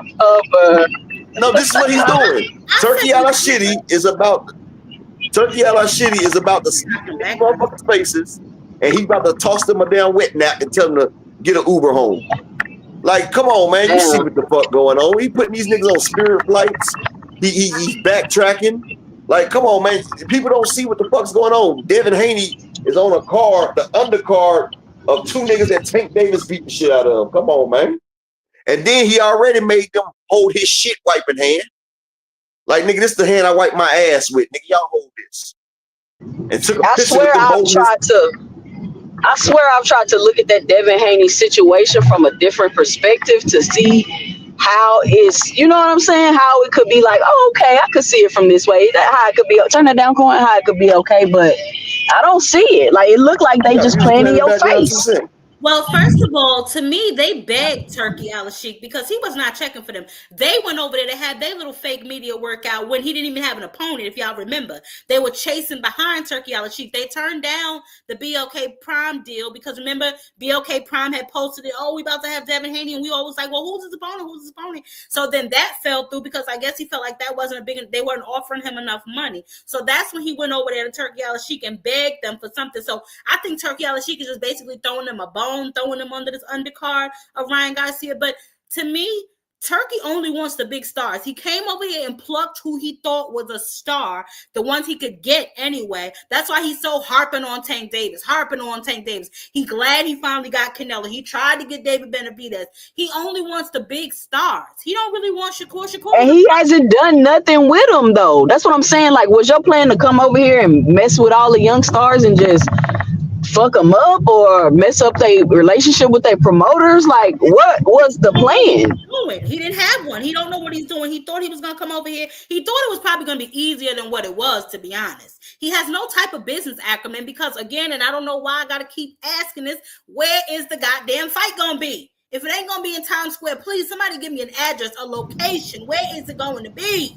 We are less. When you got legitimate questions, right? And it's gonna break apart narratives, you ain't gonna never get no answer. I ain't saying stop asking, but I'm just telling you right now, stop asking until somebody you ain't never gonna get no answers. Yeah, I mean, it's ridiculous. I mean, asking legitimate questions like, where's the damn fight gonna be? This is like business one-on-one. If you plan to only have a certain amount of invitees, you might want to let niggas know where they're invited to. That's number one. Okay. Then you might want to tell the fighters in what order they are going to be fighting. You know what I'm saying? It's just simple things that need to take place that he doesn't seem to be able to wrap his mind around. And then you got people like Eddie and Oscar that their fighters are on the card too, and y'all not saying nothing. And that's what I was just about to say. Like, go ahead, Turkey. You going in and out, 2 Cent? 2 Cent. What's happening? You going in and out? It's weird. I ain't hear you. What you say? Because you went in and out. I said they just letting Turkey do everything, even though he don't know what he doing, and they've been doing this for decades. Because, like I said, Turkey is a lick. You know what I'm saying? You line a nigga up, you can lick him, you can lick him. You know what I'm saying? So they getting all the money that they can out of him. The thing is, now that they see what he's really after, they thought he was just some naive nigga coming over here shelling out money because he was a fan. Remember? He came over here under the guise of a fan. But now he's starting to put his hands where they don't belong, and they don't like it. But he's still shelling out money, so why the hell not? They ain't got to do their job. If I can get paid for free and don't have to do a damn thing but show up in them tight-ass suits Oscar be wearing, I do it too. He's somewhere getting a damn facial peel in his panties right now. You know what I'm saying? Eddie's somewhere chasing behind Sky. You know what I'm saying? So they're not paying attention because they don't give a damn. They getting the money. Eddie got the bailout, the $1.4 million for the PIF fund that he got. Oscar continued to, entertain his nose issues and get these damn facial peels that he keep getting. So why do they care? You know what I'm saying? It's just when Turkey is trying to take fighters from him, now all of a sudden they're gonna give a damn. But why? He giving money to his fighters. They ain't gotta pay him. What the hell do they care? They don't have. I mean, look at the promotion that they've done. Like I said, Devin already done had 2 damn press conferences. Where is the eyes? The shit looked dark, like they was in somebody's basement or an abandoned building. I mean, no lights. It wasn't no lights going on. It wasn't no real interaction with the fighters. It looked real UPN 9-ish. You know what I'm saying? So, I like I said, man, Turkey is a lick. They using him as a lick, but they're not going to say nothing because he's very, very, off with your head if you say something he don't like, or they scared he's going to cut the funnel of money off. I mean, there's no real two ways about it. And if you don't really want to do your job and you want to get paid for not doing your job, you're going to just shut up. This is why they're not sticking up for Shakur. He out here fighting on the side of the road by yourself. Hello? Where everybody go? Yeah, I mean, I don't know. Those are just my thoughts on his situation. I don't feel like he has people in his corner that really care about him. They're in it for whatever money they can get off of him while they can get that money off of him. I think that maybe there may be something going on with him as far as his hands. They know he really can't punch. They know he really ain't like that. Because if he was, and he was such this huge star, he would have bigger fights. And that's just what it all boils down to. But he doesn't. They continue to put him in there with soft touches. They continue to put him in there with people that they pretty much know he can beat just to keep him safe and to get him a bag. Because more important than anything, if he loses, he really has no value because he's not the most relatable boxer. He doesn't have that many fans as it is. So, you know, the only thing he really can continue to shoot for is the fact that he has a belt and that he hasn't lost. So, I mean, when those are the only two things that you got going, you have to protect those at all costs, because other than that, you really have no value. I mean, look at what we got going on with Devin. He's on the undercard of the guy who, quote unquote, cheated him. You know what I'm saying? And you're flying on commercial flights with Tio. You know, that's just nasty work, you know what I'm saying, if you ask me. And I thought that Bill was an 8-figure nigga, you know what I'm saying? So why is your son on Spirit Airlines? You know what I'm saying? So I don't really know, but that's just what it is at this point in time. Where you went, Upper? I got kicked off. Yeah, 2 Cent too. Let her back up. She's saying in the comments that she got kicked off. I'm talking to y'all. I'm like, hello? I guess that motherfucker purged us off of this motherfucker. Well, I'm like, God, Lee, they don't want niggas up here today. I got purged off that motherfucker. I said, damn, how I kicked off? I scared everybody off the panel. Shut the hell up. Nah, but I don't know if y'all heard me or not. I just went on like a quick little rant. But yeah, that was it. I mean, I don't know. I mean, I hope we get this Devin. I mean, I hope we get the Ryan Roley fight, the Devin fight. Like, I'm interested to see Devin come back and fight. I hope he's able to come back, recover, so we can keep it going. Because, you know, it ain't the same without the Hanos clan going back and forth with them. They've been real quiet. They've been super quiet. I mean, you might Frequent the only one that been going strong. Shout out Frequent. Frequent came in this motherfucker line the day he had to go. But he the only Hanos clan member still repping. No, they disappeared. Like, where y'all go? Yeah, I don't know. Payola channels gone. Ain't, you know what I'm saying? Like, what happened? You know what? Nah, I'm gonna tell you who else still repping that lying ass Blue Blood. And let me say, for the record, Blue Blood, Tank Davis is not about to fight Jake Paul, you dumb son of a bitch.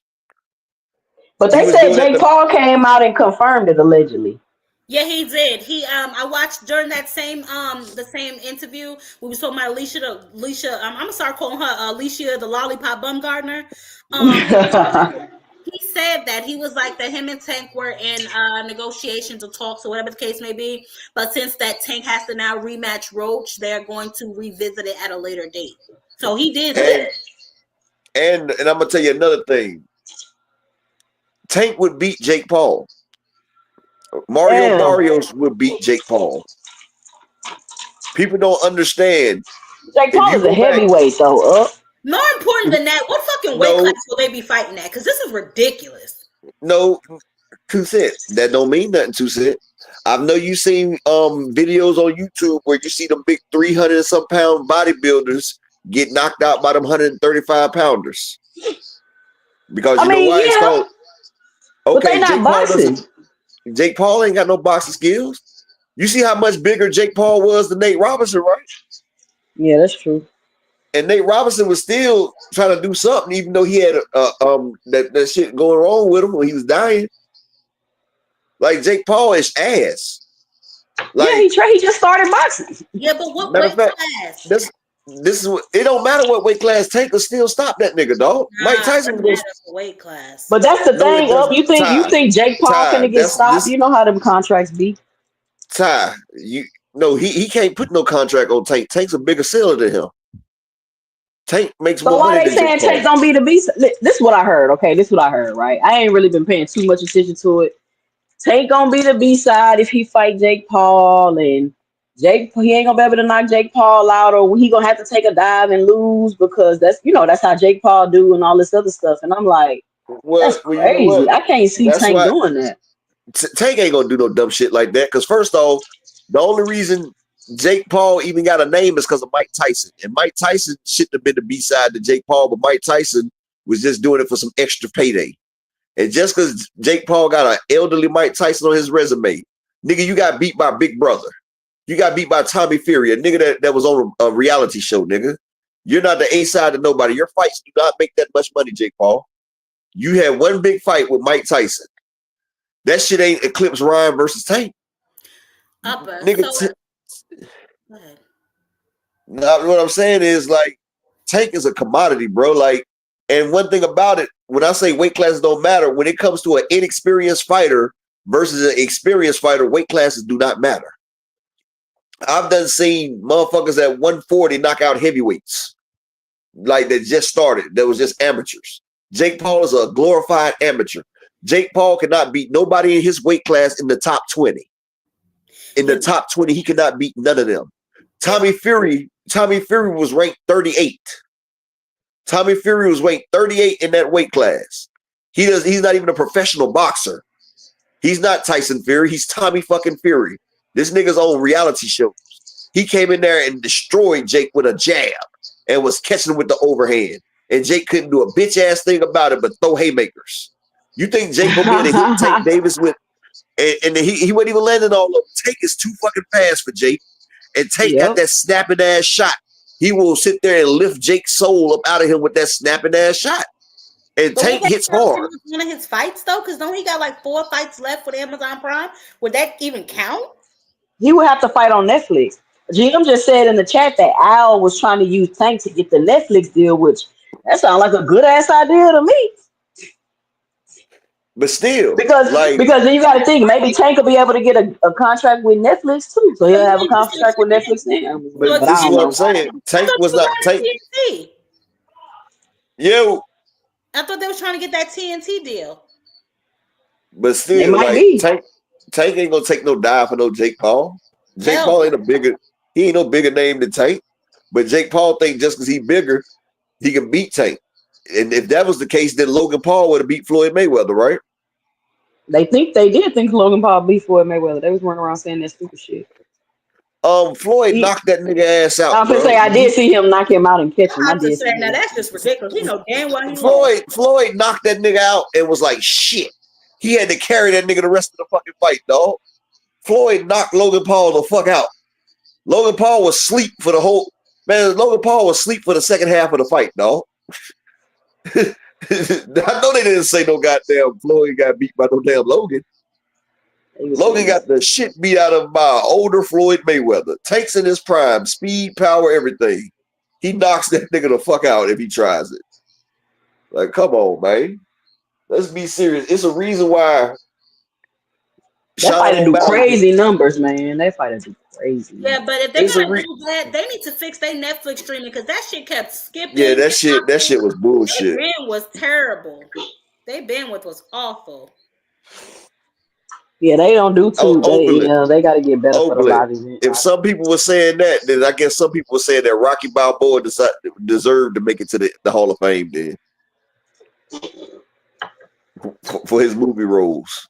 So are they going to put Creed in the Hall of Fame too? Is Creed going to the Hall of Fame? And what about my nigga Lou Gossett Jr.? Because Diggstown was one of the best boxing movies I've ever seen. Diggstown was one of the best boxing movies I've ever seen. Honey Roy Palmer beat 10 niggas in one night. Rocky ain't never beat 10 niggas in one night. That's Hall of Fame worthy for show. Huh? That's Hall of Fame worthy for show. Yeah, Honey Roy Palmer beat 10 niggas in one night. You seen that shit, ain't you, 2 Cent? What movie you talking about? Digstown. It's got James Cain and Lou Gossett Jr. How old is it? I can't remember. I Shit. probably gotta see it. I gotta see something. I don't be remembering actors' names. I think Digstown was back in the 90s. I don't think so. Digstown. It was a dude named Charles Macon Diggs. The nigga was Charles Macon Diggs. He had beat 8 niggas in one day, and they put something in this thing and fucked him up. So Honey Roy Palmer came to the town and said, "I could beat 10 fighters." Well, his James Caan was like, "I know a boxer that can beat 10 fighters in one night."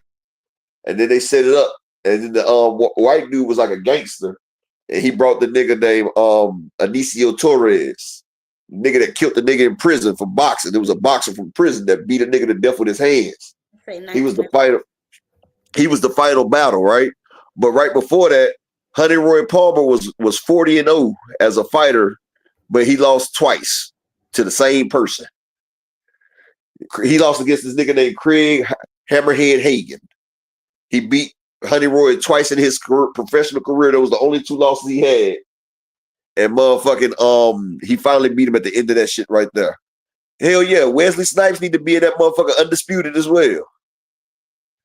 Gotta get, Undisputed. He that nigga was based off a true story. Nigga undefeated in prison. Why he ain't in there? Why he ain't in there? Yeah, I mean Rocky Balboa. Yeah, they need to put you are Apollo too Creed. funny, bro. They need to put Apollo Creed. They need to put Ivan Drago. Shit, everybody. You say why he ain't in there? Clubber Lane. Clubber Lane. Oh man, I can't with you up. Hey, you need to go look up that movie Digstown though. That's a hell of a fucking movie, dog. I gotta look it up. I think it ain't that good. It ain't that Netflix. Netflix. Now you probably find it on Go Movies. It's old. Oh, okay. Yeah, well, we're gonna keep this interesting. Turkey Al-Sheikh. Damn, he ain't even last. That's the thing, though. I think Turkey Al-Sheikh been in boxing. We just now finally seeing his face. He ain't even last 2 years because he don't know what he's doing. Hey, y'all can sit up in the chat for me. I gotta go see my wife real quick. Okay. Yeah, he ain't even last 2 years, Ty, and it's crazy. Everybody, what's happening is like just the narratives are switching. Like, oh. Nobody is saying, okay, we thought Turkey was this, but now we're seeing he's this. They're not saying that. They just acting like, oh, well, Turkey got to do this now and do that now. Like, no. That's not what y'all was saying. Keep the same energy. He's flip-flopping. And then he's literally trying to get rid of the Ali Act. When I said that on my panel, people tried to tell me, oh, they ain't going to be able to do that. Why are they trying to why is Dana White, of all people, trying to get changes made to the Ali Act? Like, y'all don't see no conflict with that? We know why Dana White doing it, because he's a grimy nigga who owes his own goddamn people money. Well, and then that's another thing too. Like, why is Turkey choosing Dana White, knowing Dana White's history? That's just like, that's why, because of his history, Ty. Exactly. So that's what I'm saying. He's not good for boxing. He don't have the best intentions when it comes to boxing. Obviously, he's looking to just rape the sport and go on about his business. He wants the money. Why else would you team up with Dana White? Like, that's just like people going to Victor Contest. Like, his history. Why would you even go be bothered with all of that? Why would? But this is the thing. Like, we got to be honest. He keeps saying he wants to rebuild boxing and build it from the ground up. Like, you're not gonna do that. It's a historic sport. That's just like you saying you want to rebuild the NFL. Like, nigga, you're not about to do that. He just wants to do a variation of boxing, because y'all want to use AI judges and 1 ounce gloves and all this other crazy stuff y'all want to do. That's going to attract a certain person, but I don't think it's going to attract boxing fans, because the boxing fans like boxing. It's kind of like how the boxing fans and the UFC fans they really don't cross. It's not the same market, really. You get what I'm saying? Like, you're gonna have some. He ain't gonna have nobody interested in that anyway. He's not gonna have nobody interested, especially with that fake ass pay scale that they put out.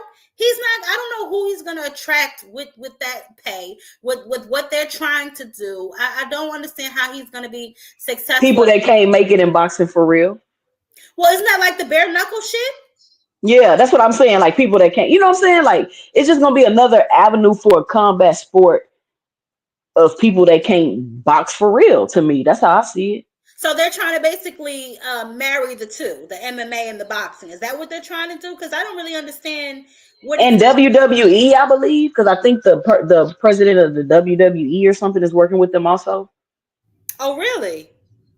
Yeah. That's just ridiculous. So that's what I'm saying. It's not gonna be boxing. We was thinking like, oh, he's finna come in, and but no, it's not. It's not what I thought personally. I thought he was really finna come in and try to buy promoters up and do this and do that, but they coming in trying to just do something completely different. Yeah, it just they're coming in, they're making it chaotic because again, they don't know what the hell they're doing. I don't really think they had any blueprint or any type of planning for what they wanted to do. I think he just came in trying to throw a bunch of money around, you know what I'm saying? And like I said, these lazy ass promoters, if they see a lick, they gonna take it, you know what I'm saying? So, I mean, that's where we are right now. But then I guess the crown prince or whoever the hell he works for with his admin ass, I guess he looking at it like, yo, and regardless of what Boxing Hacker says, anybody who dishes out money wants a return on their investment. So I don't want to hear that they have this unlimited tap where they don't give a damn how much money they spend. They just want results because, for one, they're not getting the results that they claim they are. And for two, if he has an unlimited tap, he sure turned that damn faucet off when it came to Shakur Stevenson. So, you know, and the problem that we're having is nobody wants to admit the truth, you know what I'm saying, that they were wrong. They rather just diddy bop, pussy pop, and flip-flop out of it. You know, so I mean, here we are today, you know, with the shit playing out right before our eyes. That again, don't got no venue for this fight that Devin and them are gonna be on. You know what I'm saying? He's telling Shakur one thing and then offering him a contract with another number on it. So I mean, we saw the lineup, but now they're starting to see it. So we seen it. Longer he's gonna be in the game for real. We're gonna see this. I want to see how this Turkey stuff play out. And then it's like y'all announcing a TKO league. You can't even do it. You legally can't even do it. So you get what I'm saying? Like you were saying, no plan, and like clearly they didn't because they didn't even know they couldn't do it. This fight with Devin and them are supposed to take place May 2nd, correct? Yep. They still have not. I know nobody don't care. Where is the venue? But they were saying they have a venue. This is what I heard, right? Just to be objective, they were saying they have a venue, but they're not going to release it to the public because kind of like they don't want people to show up, type of thing. Like you see what I'm saying? No idea how to make money. You make money by people showing up. But it's invite only. Remember? So no money. So basically, they're just going to put it on pay-per-view for people to watch. That's my understanding so far. But they're still not telling us how much they're charging. They're still not telling us what time. They're not telling us nothing. Time is the fight happening, bro? Like, where's the promo? Right? Where's the promotion? That's what I said. They just did 2 weak-ass press conferences in the basement of an abandoned building because that shit was dark as hell. And then still nothing. There's been nothing since then. First of all, if you ask me, they did the damn press conferences way too early. And they put them way too close together because if anything, you're supposed to be building toward this fight. Y'all not dropping no commercials. Y'all not dropping no promos. You were supposed to have done maybe a press conference when you first announced it and then wait till it gets a little closer. Like right now, I should be seeing nothing but press covering this. Nothing.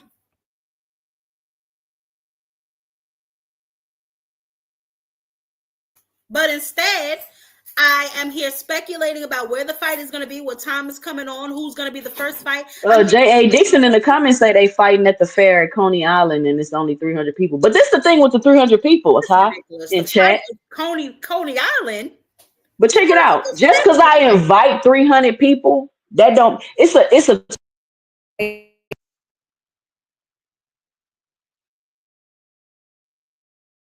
Can you hear me? I can hear you now. Go ahead. Yeah, my phone started ringing. Cohen, your Roxy here. It's time to go. This is the thing with the invites, right? It's a rule, right? 20% of the people you invite gonna show up to something. So what's 20% of 300?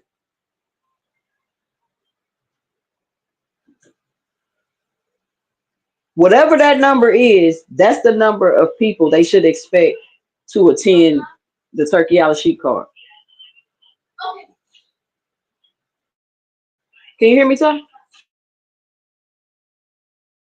I'm sorry. I'm sorry. My daughter was talking to me. Oh, No. did y'all hear Now, me, chat? what you saying? To say? I was saying that it's a rule, right? When you invite people, it's a 20% rule. You should expect 20% of the people you invite to show up. Right. So just because Turkey has a Sheik inviting 300 people, that don't mean 300 people gonna show up. No, So my question is, what's 20% of 300? 60. Because 60. Yeah. So 60 times? That's what we talking about? Well, listen, I mean, he just went from a 20,000 seated venue down to a 6,000 seat venue and still only had about 1,500 people attend, which is what you said, the margins. And also, not only that, if you're only inviting 300 people, right? Who are those 300 people? If you don't want people, if you're not buying tickets, so are you giving press passes? Is this like, why are you doing such an intimate boxing event is my question.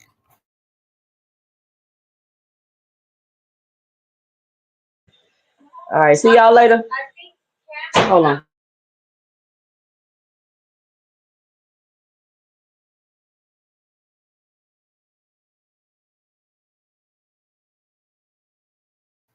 Yeah, but I mean, I don't know if that Coney Island thing was a joke or what, but Coney Island, I mean, come on, man, you got to catch isn't it a ferry out there, something like that? And then wasn't he supposed to do like a that jail or something? He was trying to. Oh, Alcatraz. He wasn't finna do that. He just says a whole bunch of stuff and really doesn't do anything. That's what I'm saying. He just keeps saying a whole bunch of stuff. He's been doing that this whole time. Like, you really think you're finna fight in Times Square? Like this, they're not even big enough name boxers to do that with. You get what I'm saying? Which is exactly that's why that didn't make no sense to me. It's such an intimate event. They don't have enough fans to make it that intimate. Right. And who are you inviting? Like, are you inviting like your rich friends or like who gets an invite? That's what I'm saying, yo. I don't know. This guy is a mess. And I feel bad for the boxers that were getting overpaid if he's actually paying them. Because when Turkey is gone, he ain't going to make no big announcement. He's just going to poof like a thief in the night. And they're going to be back to their regular pay scales. And then they're going to be talking about people lowballing them. Ty, somebody in the chat say, don't let Ty catch you diddy bopping and pussy popping. Y'all better stop. I'm going to have to put that in one of my thumbnails. That's what they doing now. They backing up out of it. They flip-flopping. They doing anything they can and not stand on business. Like KO was saying last night, where all the turkey lovers? Why ain't nobody getting on him about the way he treating Shakur? It's all That's about, what I'm saying. I've been on his ass. Ain't nobody saying nothing. It's all about going against PBC, man. It's all about supporting the other man, damn the black man. I said it. That's y'all like supporting slave traders and shit. Yeah, that's what it seems to be to me. Y'all supporting this damn gangster, but Al Heyman out here paying the fighters, the ones who deserve the money, and y'all got such a problem with him. And if I hear PBC going broke one more goddamn time, I'ma lose my PBC going broke. I'm telling you. But Top Rank, this is what's crazy, right? Top Rank lost their deal. PBC lost their deal. PBC go to Amazon. Top Rank out in the cold. Now they got to run over there with Al and try to make a deal and team up with Al. Nobody say nothing. Nobody said Top Rank was going broke. Nobody said Top Rank put ESPN out of business. Nobody said none of that. Was no negative press about Top Rank losing that contract. They didn't even talk about the way Bob lost his ESPN contract because they was about to renew it. But then somebody filed a lawsuit saying they was taking money under the table from Kinahan behind Bob back. A fixed fight fixer suing him for $20 million because he didn't get paid for fights he fixed. I'm not even gonna mention what fights they are. Y'all go look it up. Because when I say it's a lie, if you look it up and see it for yourself, you will know it's facts and it's the truth. See, people ignoring the real news. They're not talking about the real stuff that's going on. And when you talk about it, it's just like it's poof, it's nothing. But if I get up here capping talking about some BS, y'all want to argue with me all day. Well, that's because why tell the truth when a lie is more entertaining? You know what I'm saying? And that's the whole thing. People don't like the truth. You know what I'm saying? Because the truth makes you look at what's really going on. And a lot of people don't want to do that. Because if people really wanted the truth and they wanted to look at what was really going on, Shakur would have like really one fan, which he really do anyway. And there would be no way in hell anybody will be supporting Turkey. All you got to do is Google this man, like Upper put in the chat yesterday, all this man's charges, all this other kind of shit. He is nothing but a thug. You know what I'm saying? So I don't understand how people are just, oh, Turkey got the money, Turkey got the bag. Yep, Y'all don't know the first thing about this man, and you don't want to do no research. You rather just go sit on somebody's chat who's capping and lying and take everything that he's saying and then come spew the rest of the shit on the rest of us. Yep. They didn't see them talking about the articles about Turkey getting people arrested because stuff they tweeting and him getting fans What about that arrested man and all this that kind of stuff. Phenomenal Show sent me something the other day about the man that's still locked up. The damn the journalist that was over there asking questions, they got that nigga still locked up, and this was years ago.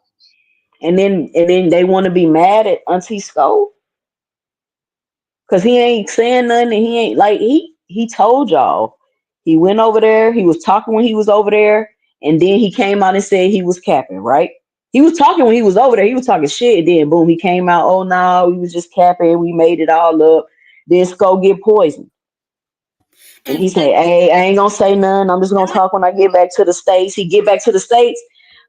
You can tell he not supposed to be saying nothing, but he's saying it anyway. But he keeps saying, but I ain't, I can't say that. I can't talk. But he keep trying to tell y'all. Did you peep how he was like, and Turkey Al-Sheikh is a really good person, and everything. I appreciate everything. He had to like put that disclaimer out there in the middle of his conversation. But y'all know I sat there and posted yesterday and showed y'all that Turkey has kidnapped and tortured people. I showed y'all that. We were just talking about that, but we said that you put the article in there about what all this man's crime had done. We're just talking about like the moves that he's been making, how nobody's talking about. And Tucson, that's why I think he's not paying niggas what niggas say, but they not allowed to say nothing about it. You saw exactly. T.O. posted under that damn that post, oh, the promotion has been shit. Then all of a sudden, poof, if you ain't screenshot the shit, you would think it didn't exist because he changed that shit up real quick. Look at both of the big babies. Both of the big babies fought over there and come home and committing robberies.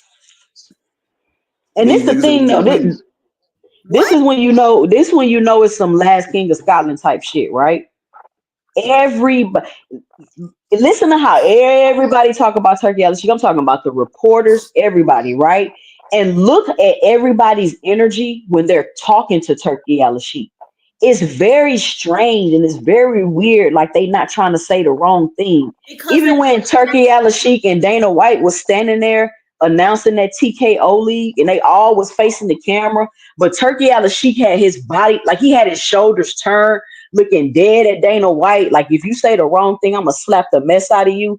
He was intimidating him, right? And Dana White was kind of talking, and it's very weird when people are around him, like also Last King of Scotland stuff. And I'm like, that's what I said about the kids under the stairs when they did the goddamn press conferences. It was almost like that none of them could talk. Now I know damn well Ryan can pop more shit than that. I know Rolly can pop more shit than that. You know what I'm saying? It was just strange how they all were just sitting up there like children of the corn.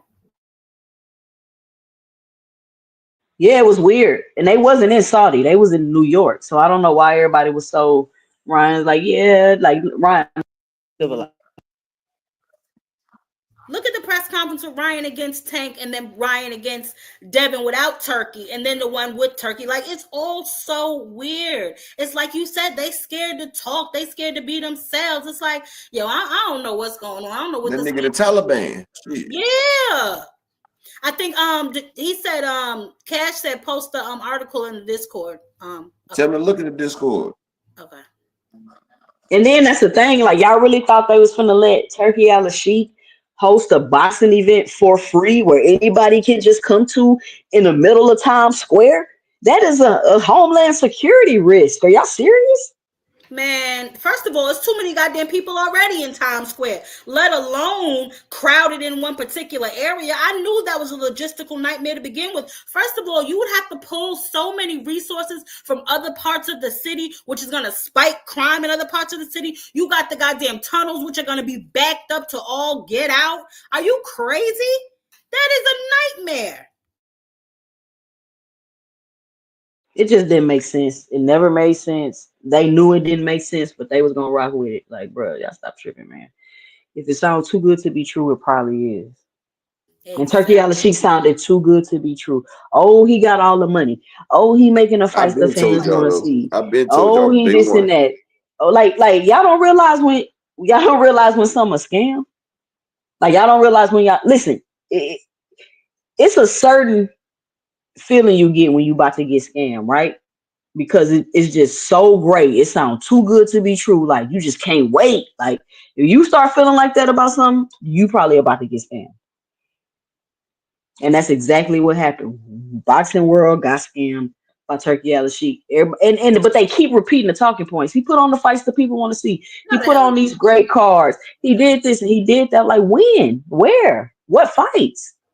he may have did like two, maybe three good fights that people want to see. But at the end of the day, they're fights that he really wants to see. Because if he was paying for fights that people want to see, we will be getting David versus Canelo.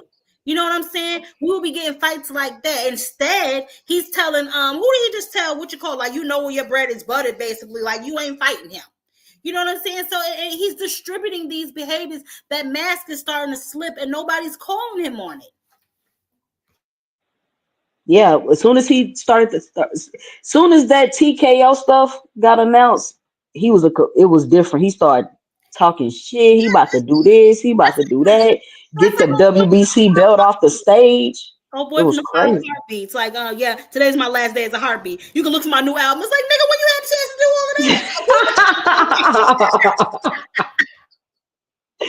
all of that. Oh man, that's No, this hilarious. I'm telling you on his big red shit. My office hours are from 9 to 5 for real. 9 to 5, Shakur. I know you ain't on the internet with this goofy shit, T.O. Take that shit down, nigga. He on The some only street reason shit. the only reason he Nigga, snapped on lay WBC down. like that is because the WBC didn't want to listen to him because you know Mauricio Sulaiman about that bread, and Al Heyman got David Benavidez to be a mandatory, and they was gonna order it, Oh, and Turkey told them not to order it, oh, but they ordered it anyway. oh, he thought he could run him. Yeah, Yeah, see, But that's why. don't it seem like everybody knows something about this Ryan Rowley card except for T.O.? Don't it seem like everybody in on it except for T.O. type of thing? Or am I tripping? he trying to get Tio beat up. He want him to fight Boots next, and I'm like, why is he gonna fight Boots next? Like that's not even a title match. Like what the fuck? But that's a dumb fight. Who wants to even see? Who was asking for that? He That's don't what I know what said. he's doing. These is like fantasy fights. Yep. His fantasy is Make Boots and run. That'd be a good one. I think he's yeah, just trying to give Boots a name on his resume. Ryan to be a name on your resume. Yeah, Ryan might be dangerous, but Oscar might not go for that. Man, that's a good. I want to see. That's an interesting style matchup. I can't yeah, even that picture it is. in my head really. That's an interesting matchup, and that would Can you be see that fight up? It'd be about a 50-50.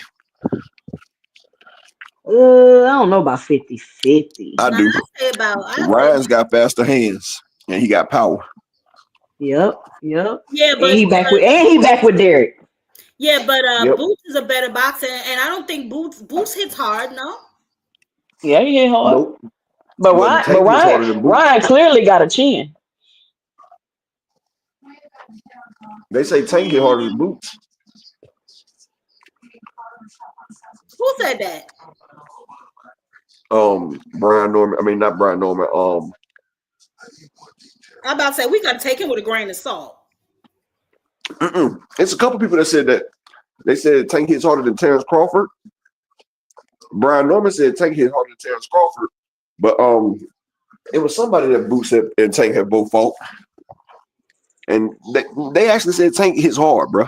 They say he hits like a Well, middleweight. that contradicts what Lamont said, but whatever. Lamont was capping. Yeah, I know, but I'm just saying everybody's. You want me to tell you how you can tell Lamont was capping? Well, I know that because 20 other niggas went to sleep, so I knew that anyway. No, check this out, right? Mario Barrios got stopped by Tank, right? Mm-hmm.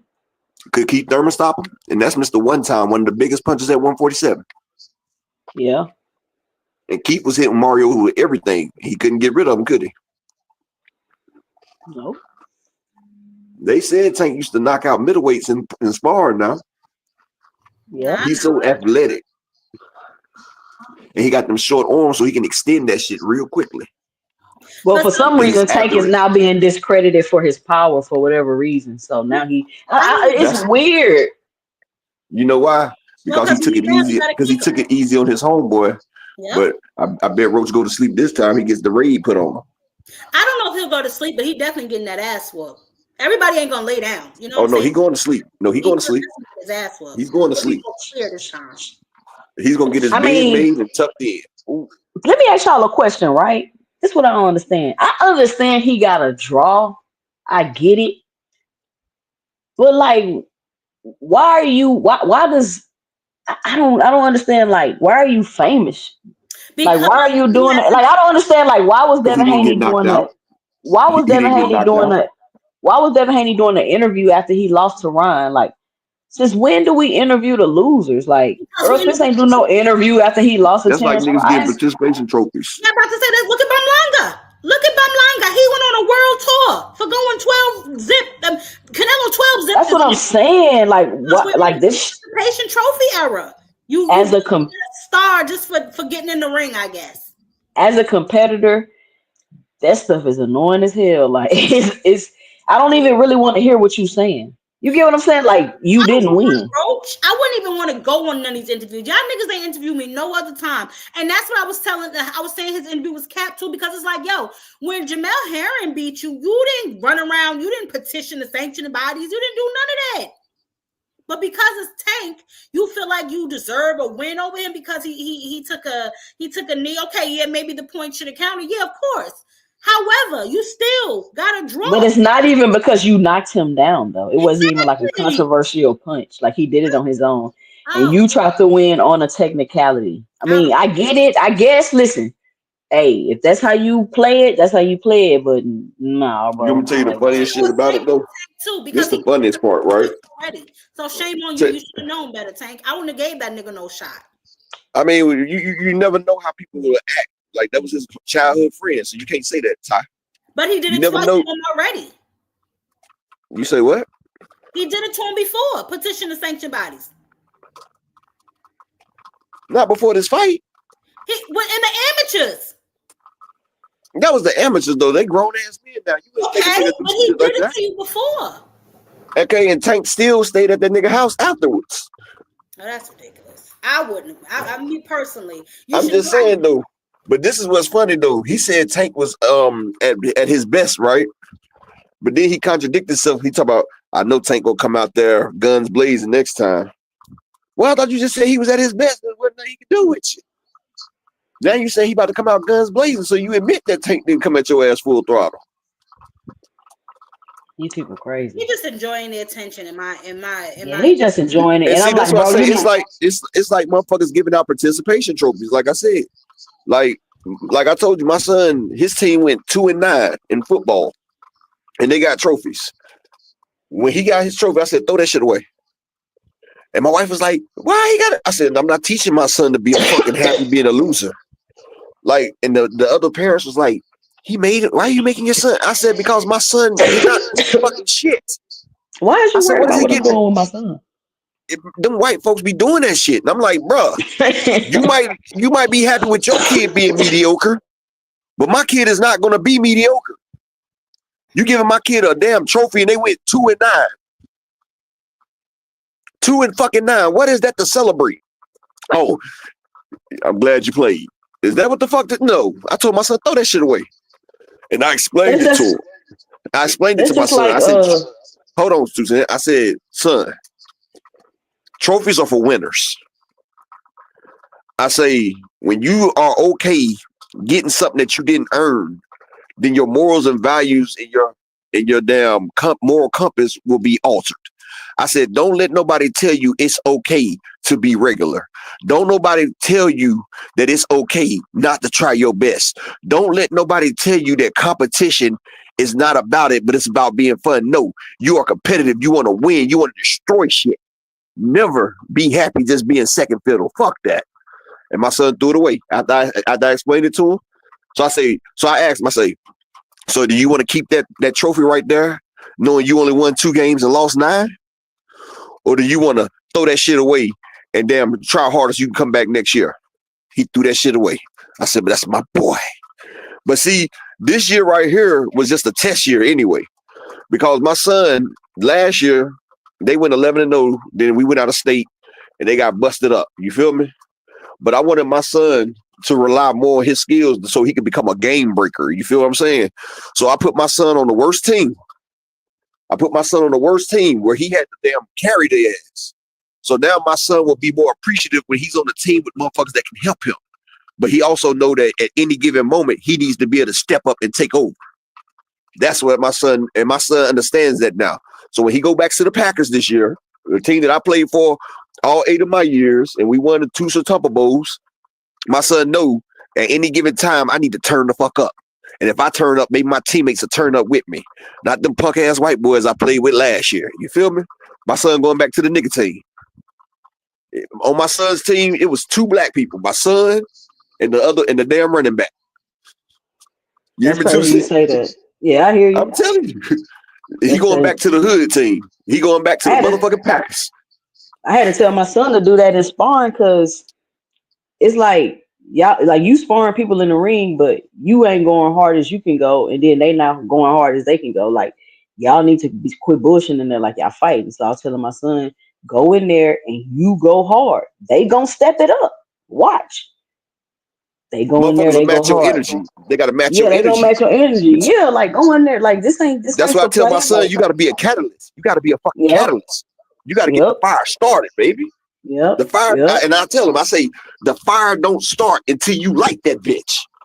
And I say, once you light it, you're gonna start a whole forest fire. My wife like, stop cussing around. Shut up and let me talk to my goddamn son. I don't say shit when you talk to my daughter. I don't say shit when you talk to her. When y'all have y'all little girl talks and y'all do y'all little women shit, I don't get involved in it. I hate when you tell me to pick up a box of them things at the damn store. Because I don't understand why you don't get it. But shit, I don't get involved in none of y'all shit. Don't get involved in me and my nigga shit. But yeah, that's just like LeBron being the best player of all time because he lost the most finals. How's he the best player of all times? And never mind. Yeah, but I'm just saying, like, oh, he went to 10 finals. Did he win them? Did he win them? But anyway, hell, you might as well say Buffalo Bills from 90 to 94 was the best team of all time because they went to 4 straight Super Bowls. Nobody's ever did that. That's what they would say in this era. That's what they would be saying. If somebody did that now, that's what they would be saying. They got their ass kicked by the Giants, the Redskins, and twice by Cowboys. Only one of them Super Bowls was close, and that was the first one with the Giants when they lost 16-13. The rest of them, the Washington blew them out, and Dallas went up in them without Vaseline. I'm telling you, if that was this day and age, they'd be saying they the best football team ever. So they went to that's what I'm saying. Like that's what I said. Motherfuckers is congratulating the people that got shot instead of the shooters. Like, come on, man. Like, but they don't pussify sports so damn much. Like, they don't even get to do bull in the ring. We used to do bull in the ring when I was a kid. That's when you in the middle of that goddamn and you keep your feet chopping, and the coach tap a nigga on the head. He comes to try to hit you. You pow. Next one, pow. Next one, pow. Next one, pow. So they can't do that no more? Tough. No, they can't do bull in the ring no more. Like, nigga, that shit used to get us hype. Nigga, get down on your back. We on our back. Coach, blow the whistle. You got to flip over, get up, and pow. You can't even do that. You can't even hit the damn quarterback no more. Like, nigga, do you know the type of shots that I took playing high school football? Nigga, I played That's crazy, though, because it's like like you ain't messed up, but like these younger football players, their brains just getting messed up. They brains just getting messed up. 2 cent. Look, I played quarterback, I played free safety, and I played wide receiver. I ain't played quarterback but 1 year. Nigga caught me on a blindside blitz. I said, oh no, not no more. Nigga knocked my whole helmet off, bro. Like, nigga, I'm gonna tell you, we was in shotgun formation. I rolled to the right, and the nigga was doing a backside blitz, and I didn't see him. But as I was rolling to the right, they had the free safety come down. and he was blitzing on the right side. So as I turned to cut back, as soon as I turned my hips around, this nigga smashed into me. Woo! And and coach told me to have my chin strapped all the way, but I never used to have my shit strapped up. Nigga sent my soul and the helmet to the bleachers. I said, yeah. I'm gonna play defense, coach. But I ran a 4.38 in high school, though. I ran a 4.38, and I ran a 10.5 on the damn track. But I used to be fast as shit. I used to be a fast motherfucker. But the only problem, my track time would have been better, but my start, I couldn't. I don't know what it was. I just couldn't start like everybody else. Like my start, I couldn't.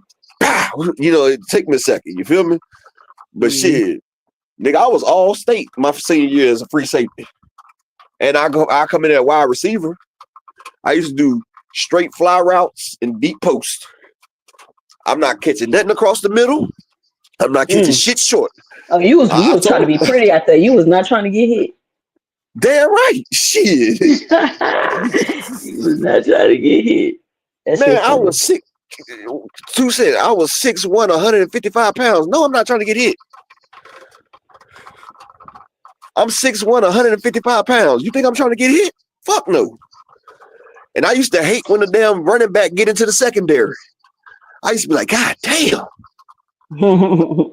But see, we used to cut checks back then. I cut a check quick. I'm not hitting this nigga up high. I'm hitting that nigga right below his knees. Blah. You ain't want to hit nobody either? I was 6'1", 155 pounds, too sick. I hit motherfuckers. I just said I cut checks. That's just funny. I used to cut checks too shit. You know how a motherfucker run and they get upended? Like a motherfucker like blah, and the motherfucker flip them. I used to be that nigga that died for your legs. Blah. Yeah, I'm not hitting above the waist. That's what's up. That's what's up. Man, we went all the way on a tangent. Yeah.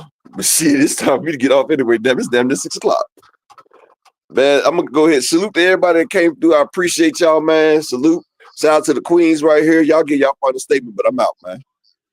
All right, y'all. Appreciate y'all for coming up. Ty, what's your final 2 cents? What you got for the show? I just want everybody to open their eyes and see what's in front of them. Turkey been not who he said he was, and the moves that he's making, these young men's careers that he's playing with should show y'all that.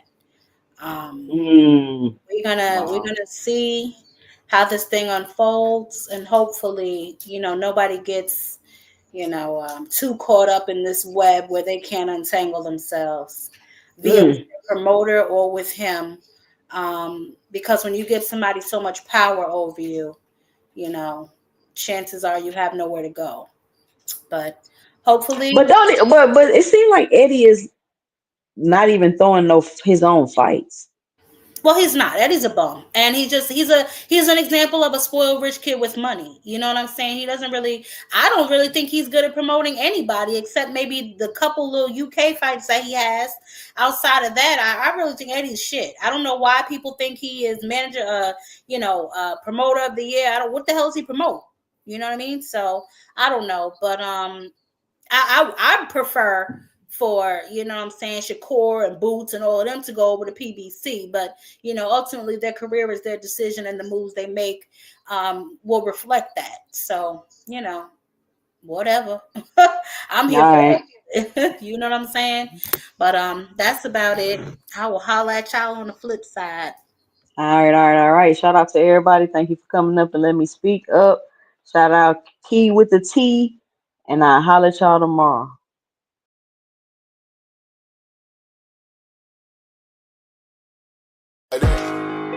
They want that smoke, bitch, I got it for 'em. They want that smoke, bitch, I got it for 'em. They want that smoke, I blow it. They call me Sunny Monster for a reason. I'm really dripping, leave a nigga bleeding. I get to squeeze and leave a nigga.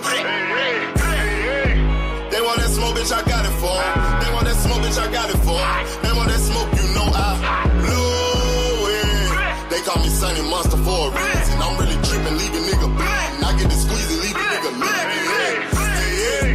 Raw Molly got me all up in demon demon mode. Mouth moving like I done put clean in my nose. Tryna catch me a op, I can leave with some hoes. He standing straight up, watch I make him lean with this pole. Would've thought he was closed, how that heat made him fold. Thought it was a game, he won't think no more. His brain's gone, nigga. It be exciting when I get to striking. Guns sound like thunder, hit you like lightning. Fight for your life, we don't do no fighting. We really hit it, nigga. We worse than savage, they calling us Vikings. Police be riding, we still be sliding. Told you we hitters, remember the time. They want that smoke, bitch, I got it for 'em. They want that smoke, bitch, I got it for 'em. They want that smoke, you know I blow it. They call me Sunny Monster for a reason. I'm really tripping, leaving nigga bleeding. I get the squeezy, leaving nigga bleeding. They want that smoke, bitch, I got it for 'em. They want that smoke, bitch, I got it for 'em. They want that smoke, you know I blow it. They call me Sunny Monster for a reason. I'm really tripping, leaving nigga bleeding. I get the squeezy.